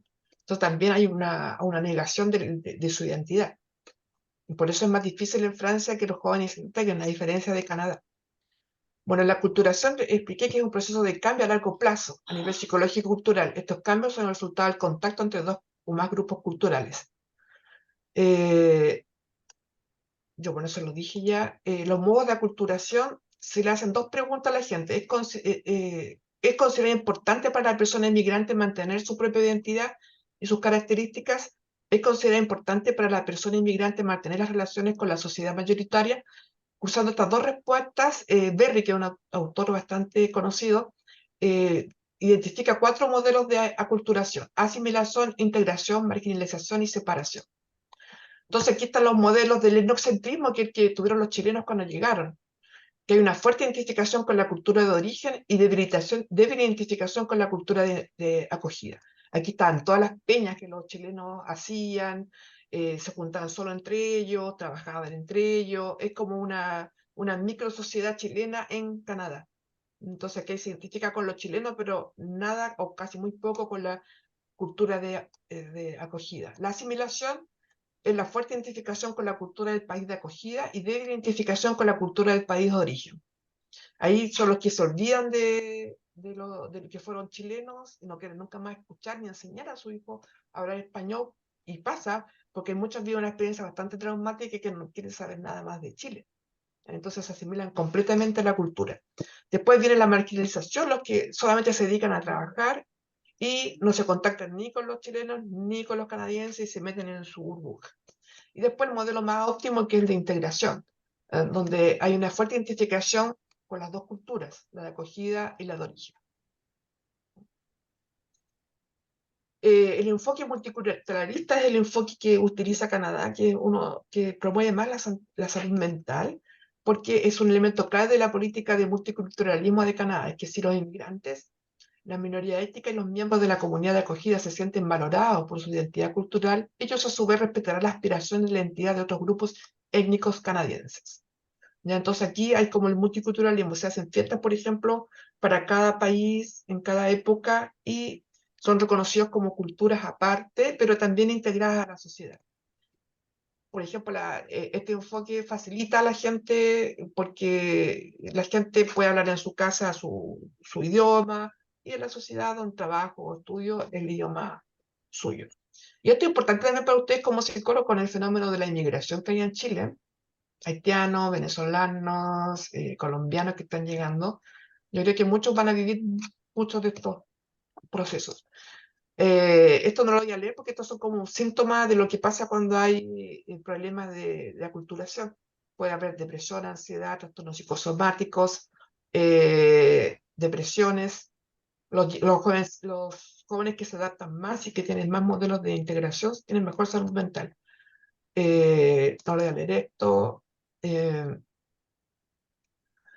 Esto sobre la autoestima y la dignidad étnica. O sea, si los resultados muestran que los adolescentes que tienen una identidad étnica fuerte, por ejemplo, sentirse chilenos, están más comprometidos con su grupo étnico y lo consideran positivamente, tienen una autoestima más fuerte.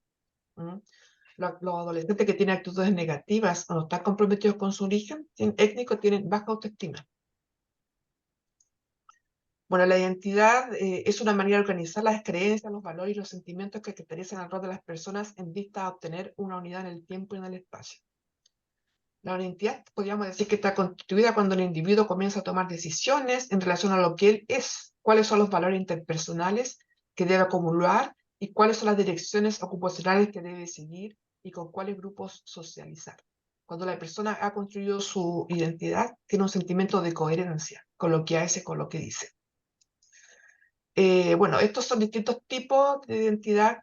La realización identitaria, cuando yo logro construir mi identidad, cuando ya exploré y me comprometí después, cuando estoy todavía explorando y no me comprometo con nada, estoy como en la moratoria, como este adolescente que tiene 50 años, todavía busca quién es. La difusión identitaria es como que no me comprometo ni exploro, estoy en una absoluta confusión.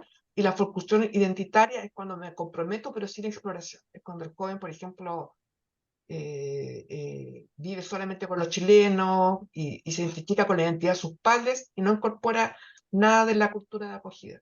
¿Ya? Entonces, como por mandato familiar. Personal, cultural, eso no voy a entrar porque eso no voy a alcanzar. Los autores subrayan que la identidad social y cultural sostienen la aculturación y la identidad personal ayuda anclando a la persona inmigrante en el transcurso de la transición. Bueno, aquí está el objetivo, que era describir cuáles son las estrategias de aculturación utilizadas por los jóvenes, los modos de aculturación y la relación entre las estrategias de aculturación y la adaptación psicológica. La hipótesis es que los jóvenes que han utilizado la estrategia de tipo integrativa tendrían una mejor coherencia identitaria y una mejor adaptación psicológica. Bueno, aquí está toda la metodología. Este fue un estudio cualitativo con Excel, todos los chi cuadrados, toda esa cosa compleja, que no lo usamos test de aculturación, salud mental, autoestima e identidad. Los análisis estadísticos, resultados. Bueno, lo importante aquí, que yo creo que me voy a parar luego, que de los 130 participantes, que 130 encuestas, de las cuales 94 son mujeres y 36 hombres. Siempre las mujeres participan más que los hombres. Eso no sé por qué será, pero siempre los estudios ha sido así. El promedio de edad es 27 años. Solamente la escolaridad de las mujeres participantes es significativamente superior en 2 años a los hombres. Las mujeres tienen 13.5 años de escolaridad y los hombres 11. 29% de los jóvenes han obtenido licenciatura universitaria y 43% estudian a nivel postsecundario. Puede ser educación técnica u otro tipo. Sociodemográficos, cerca de 3/4 de los participantes nacieron en Canadá.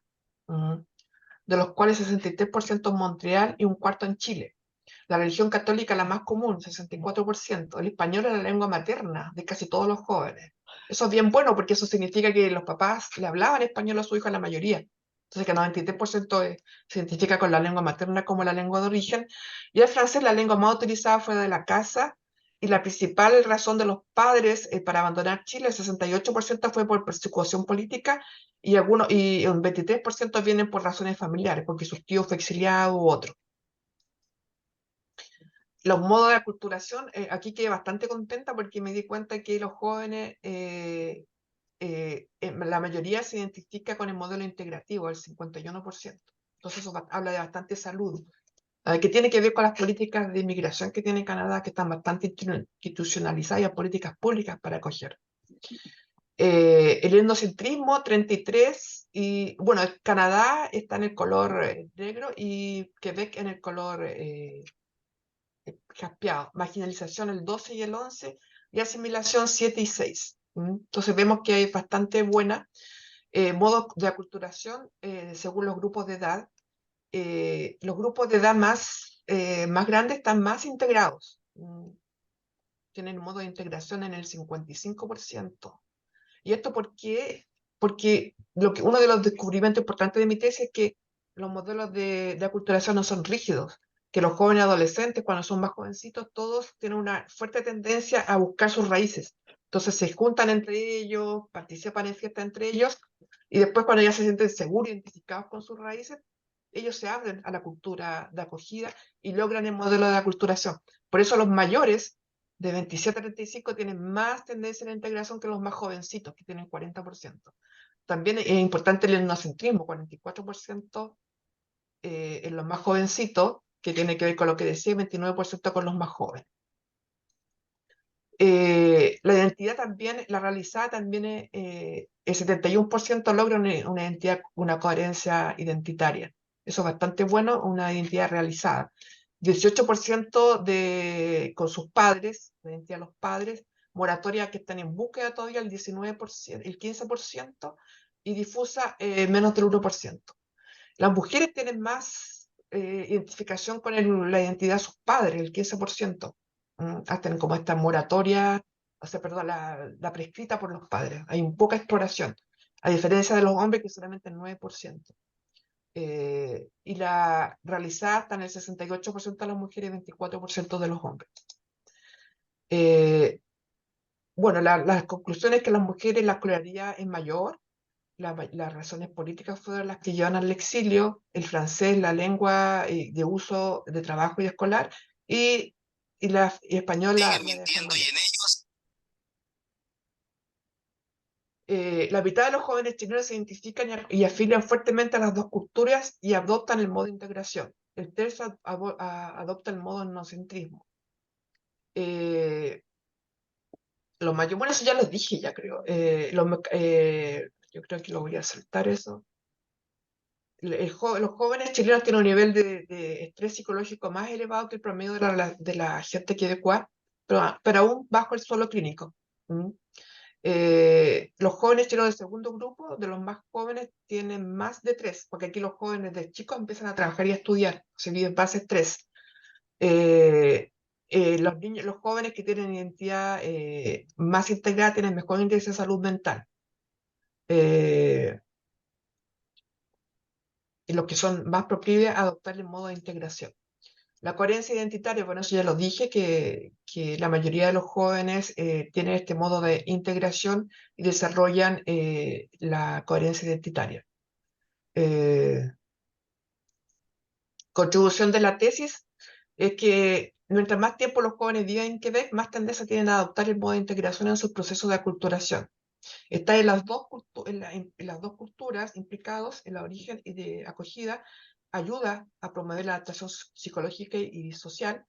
Explorar los modos de aculturación según la etapa del desarrollo del individuo sería súper importante ver cómo estos modos se van desarrollando a la medida que el joven va creciendo. Este estudio pone en evidencia las características dinámicas y estratégicas de la identidad que nacen en la interacción social del individuo con su sociedad y la relación dialéctica entre lo social, lo personal y lo individual y colectivo. Yo creo que eso está de más. Bueno, hasta ahí llegaría yo, y quizás para alentar un poco la discusión, después de haber hablado de mi tesis de manera muy rápida, la reconciliación es posible. Entonces yo digo, lo que los actos sistemáticos y generalizados de ejecuciones extrajudiciales, desapariciones forzadas, tortura en Chile, constituyen crímenes contra la humanidad, que son imprescriptibles. ¿Qué significa un crimen contra la humanidad? Significa que el sujeto dañado es la humanidad. Cuando un Estado atenta contra los seres humanos, no es un individuo aislado el que se aísla, es el que se tortura o el que se hace desaparecer. Es toda la población. Por eso se llaman crímenes contra la humanidad, porque el Estado es el que atenta, el Estado que debería proteger es el que atenta. En tanto así, las autoridades chilenas deben investigar sobre estos hechos, juzgarles y castigar a los autores de estos crímenes y se abstener de aplicar cualquier medida que los examine de sanciones penales afectivas. Estas penas deben ser proporcionales a la gravedad de los crímenes cometidos. Si bien Chile ha hecho esfuerzos al fin de luchar contra la impunidad, miles de personas y familiares aún esperan justicia. Y en los casos que se juzgan, las penas acordadas a los autores no son proporcionales a la gravedad de los crímenes cometidos. La impunidad, el pasado aún es pesado a llevar a nuestro país. Ya vimos todo lo que pasó en estos actos de conmemoración donde se agrede hasta el presidente Boric cuando marchaba con los detenidos desaparecidos. La justicia debe aún tratar más de 1000 crímenes cometidos durante los 7 años de dictadura. Cerca de solamente 800 funcionarios civiles y militares han sido juzgados o condenados. De estos, 70 solamente purgan penas de prisión, y la mayoría en cárceles especiales como Punta Peuco. La sociedad chilena está fracturada, aún se discute la legitimidad del golpe de Estado. Aún hay parte de la sociedad que es negacionista frente a las violaciones a los derechos humanos, y eso es bastante preocupante. Allende hasta el último día fue demócrata, él siempre quiso llamar a plebiscito, lo iban a usar el mismo o el otro día el golpe. Siempre él creyó en la democracia como modelo de desarrollo del país. Nuestro país parece no estar listo para la reconciliación. Es un término que parece imposible en Chile, entre otros a causa de la impunidad. Ahí dejo entonces mi presentación. Espero que no haya sido muy, muy pesada a escuchar. Gracias. Gracias. Muchas gracias, Carmen Gloria. Antes de pasar, de abrir, quizás si tenemos un poco de tiempo todavía para algún comentario, alguna pregunta, pero antes de eso quisiera primero destacar la tremenda generosidad de Margarita, de Carmen Gloria, y lo destaco, la tremenda generosidad para poner su experiencia, tanto personal como profesional, el esfuerzo de sistematización, y destaco esa generosidad, y me gustaría que lo que han escuchado y la que han escuchado puedan, ¿no?, transmitir lo que han aprendido, lo que han descubierto hoy día, ¿no? Porque creo que eso es parte, ¿no?, del compromiso que todos podemos tener con este tema. Quisiera recordar, considerando, ¿no?, lo que han comentado ambas, quisiera recordar que los primeros derechos humanos, del punto de vista sobre todo de la constitución, de la parte psicológica, del psiquismo, del que llamamos el psiquismo, los primeros 3 derechos humanos son el derecho a la existencia, el derecho a la confianza, el derecho a la autonomía. Y los 3 derechos son derechos que no se desarrollan solos, sino vienen en contacto con otros.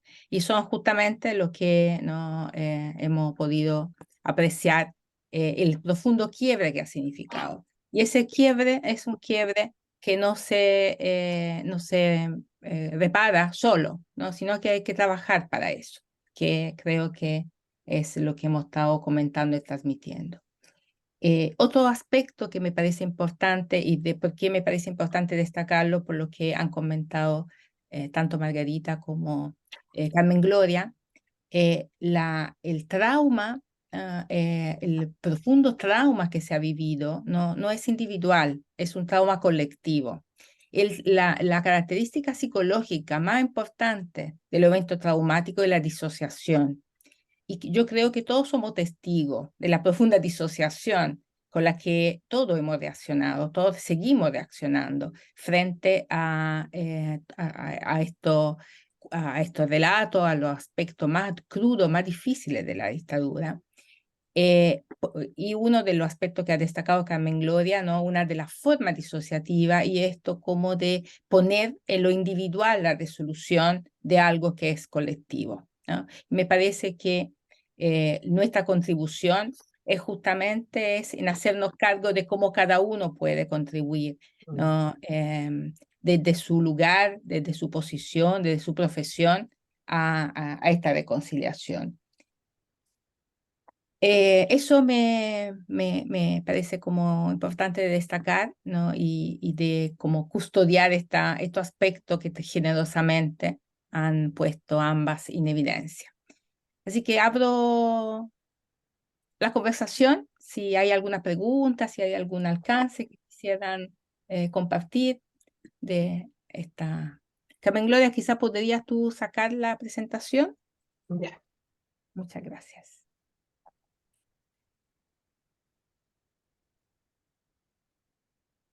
Algunas preguntas, sobre todo de los miembros más jóvenes, si quisieran comentar. Dale. Claudia. Sí, bueno, para quebrar un poco el hielo. Hola, Claudia.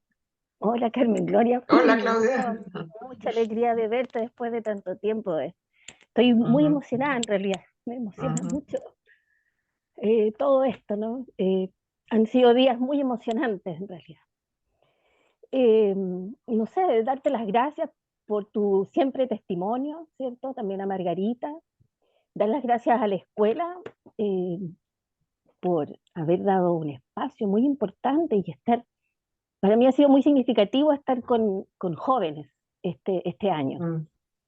Eh, Siempre uno está con sus coetáneos, ¿no? O sea, estamos siempre comentando las propias experiencias y creo que para mí lo más impactante este año ha sido justamente el estar muy esperanzada, muy contenta de ver jóvenes de nuevas generaciones, jóvenes de 18, de 20, bueno, mi hijo de 15, ¿cierto?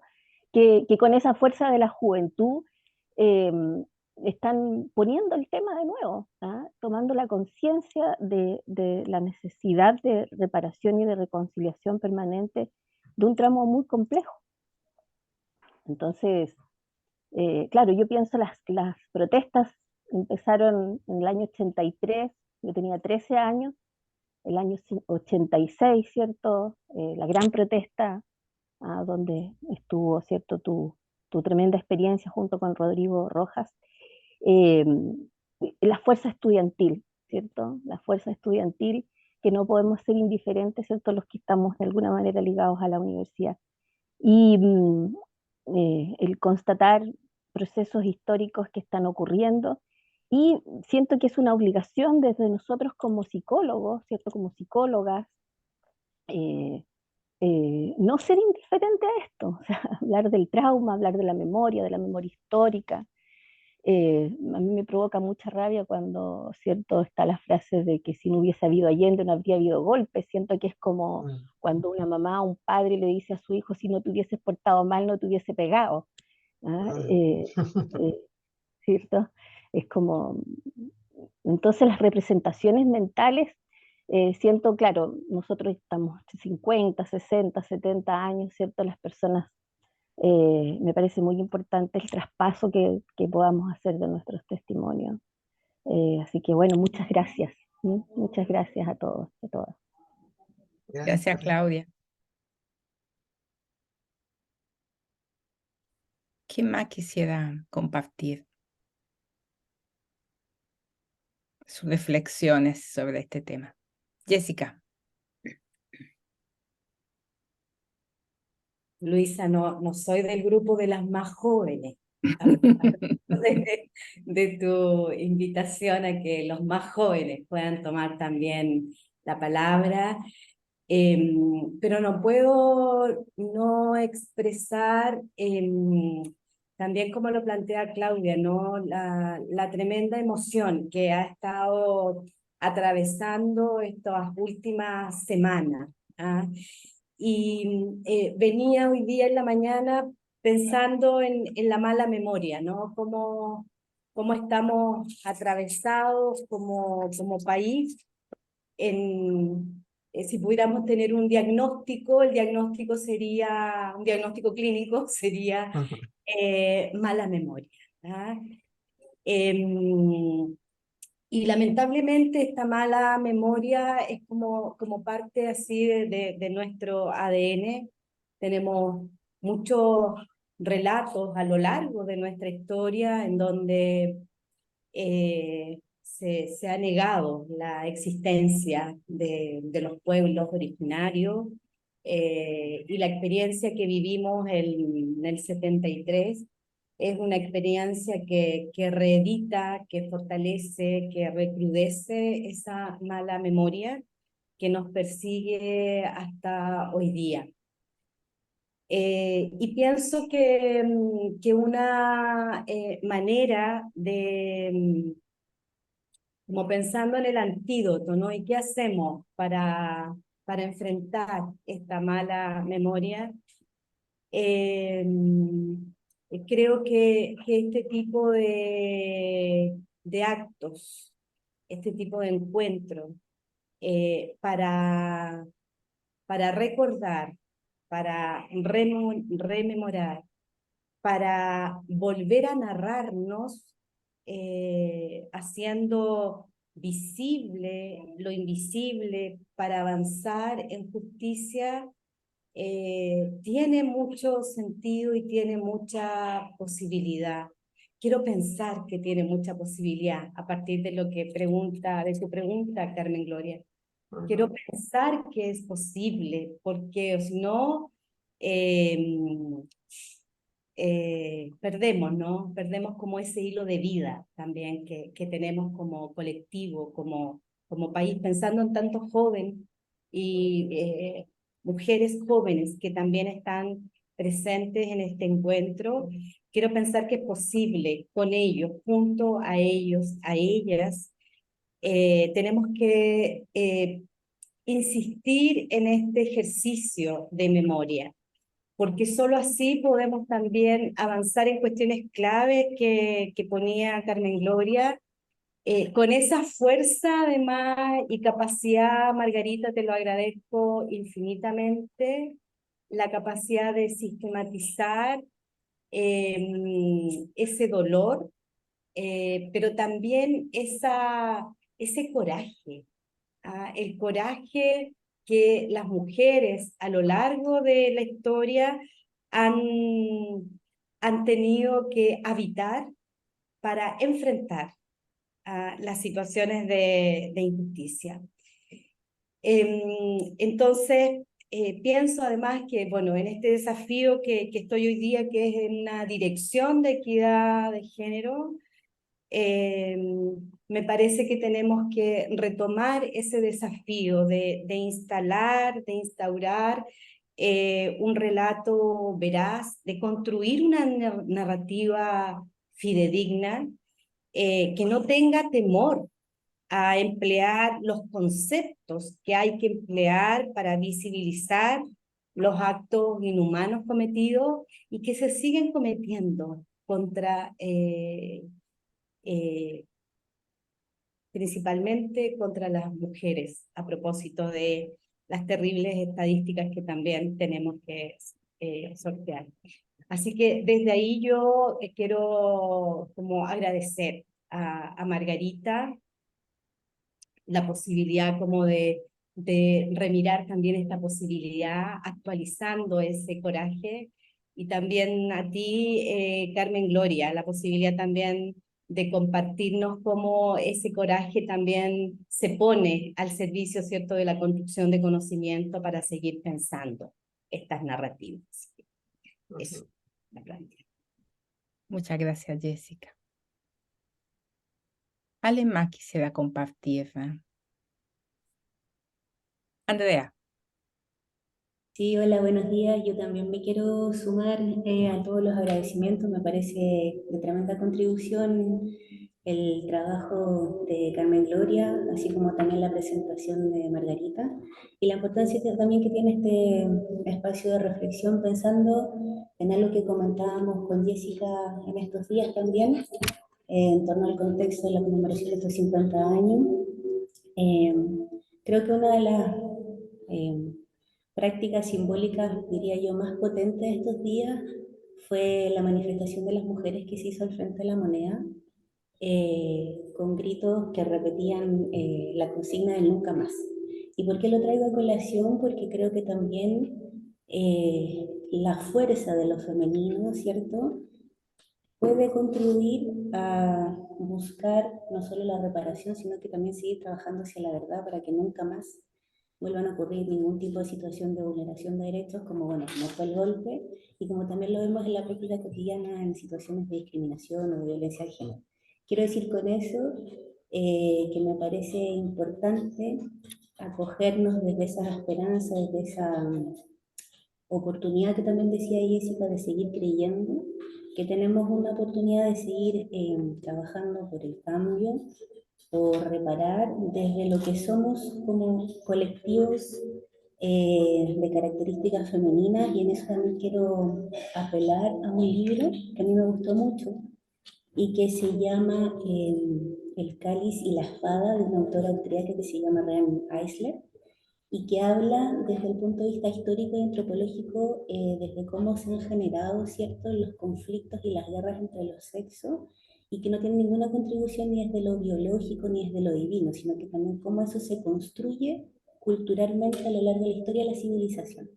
Y en eso ya habla de dos grandes como conceptos que se contraponen, uno más masculinizado y otro que es más feminizado, por supuesto, que es la teoría de la dominación, la masculina, la fuerza, la espada, ¿cierto?, la guerra, el conflicto, el silencio, la callar, y la colaboración a través de actos simbólicos como el de las mujeres, ¿cierto?, el otro día frente a la moneda. Desde ahí creo que este espacio también resuena a partir de los testimonios y las palabras, por supuesto, de síntesis de Margarita, en la importancia y en el protagonismo que podemos seguir teniendo, ¿cierto?, para contribuir en lo que son los actos de reparación, de reconstrucción para alcanzar la verdad. Así que desde ahí, muchísimas gracias también por el espacio, creo que da estímulo para seguir contribuyendo. Gracias, Luisa, también por la oportunidad y por el trabajo conjunto de este lindo e importante momento. Muchas gracias.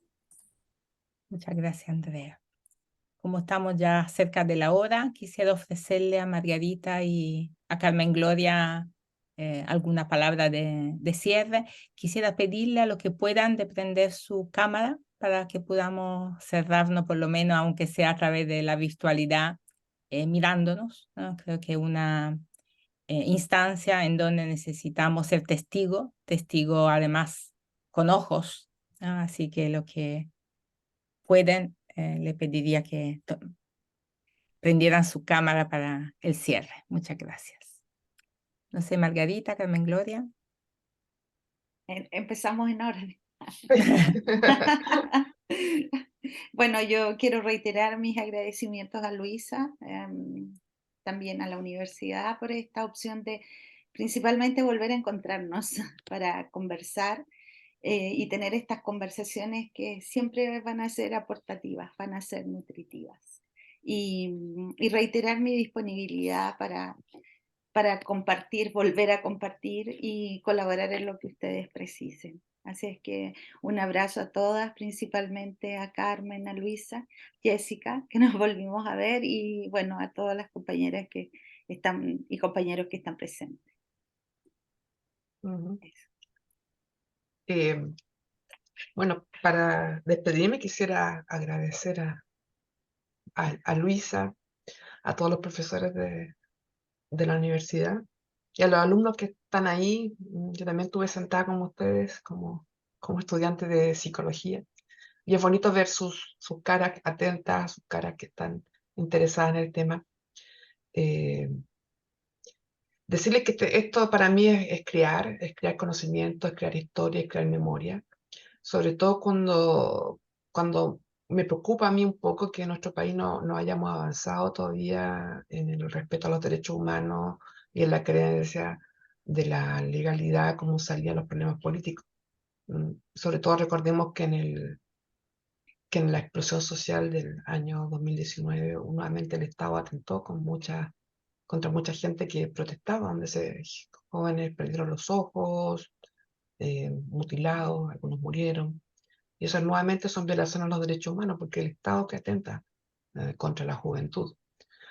Entonces asusta que para problemas políticos aún se utilice la violencia del Estado en vez de discutir los temas de fondo, que son las inigualdades sociales que hay en nuestro país y que nos atraviesan profundamente.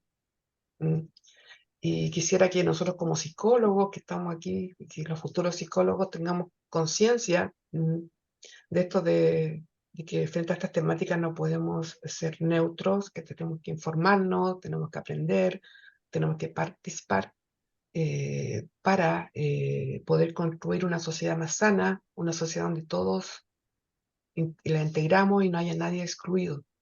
Eso es lo que aspiramos para todos, no tengamos salud para todos y que no tengamos salud según la cuna en que naciste, no tengamos pensiones según la cuna en que naciste y educación según la cuna en que naciste. Entonces yo creo que esos son derechos sociales básicos que nosotros como psicólogas en esta escala de Maslow que estudiamos en primer año tenemos que ver como algo fundamental, ¿no?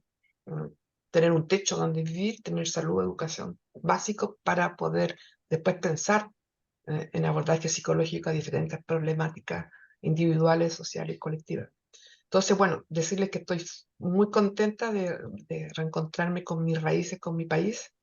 Aquí hago terapia en francés todo el día, que a veces es cansador, pero hablar español para mí y estar con ustedes, con una comunidad que conozco de cerca, todos los 15 años que vivía en Viña, ver a Claudia, a Luisa y a tantos otros, se extraño mucho, ¿no? Y les mando a todos un abrazo y energía positiva para seguir en estos descubrimientos y en esta memoria que tiene que ser una memoria infinita, para que nunca más. Muchas gracias. Muchísimas gracias a ambas, muchas Ujú. gracias a todos y todas las que han asistido, y yo creo que la palabra de Carmen Gloria y de Margarita son ya muy claras. Ustedes no tienen que ahora ver qué hacen con toda esta palabra, con esta memoria que le han y le hemos compartido, con este espacio que construimos. Así que hasta pronto a todos y muy agradecida. Un abrazo, Carmen Gloria Alejo, y un abrazo, Margarita, que está más cerca, pero tampoco te veo mucho, así que un abrazo a ambas y a todos y a todas. Gracias.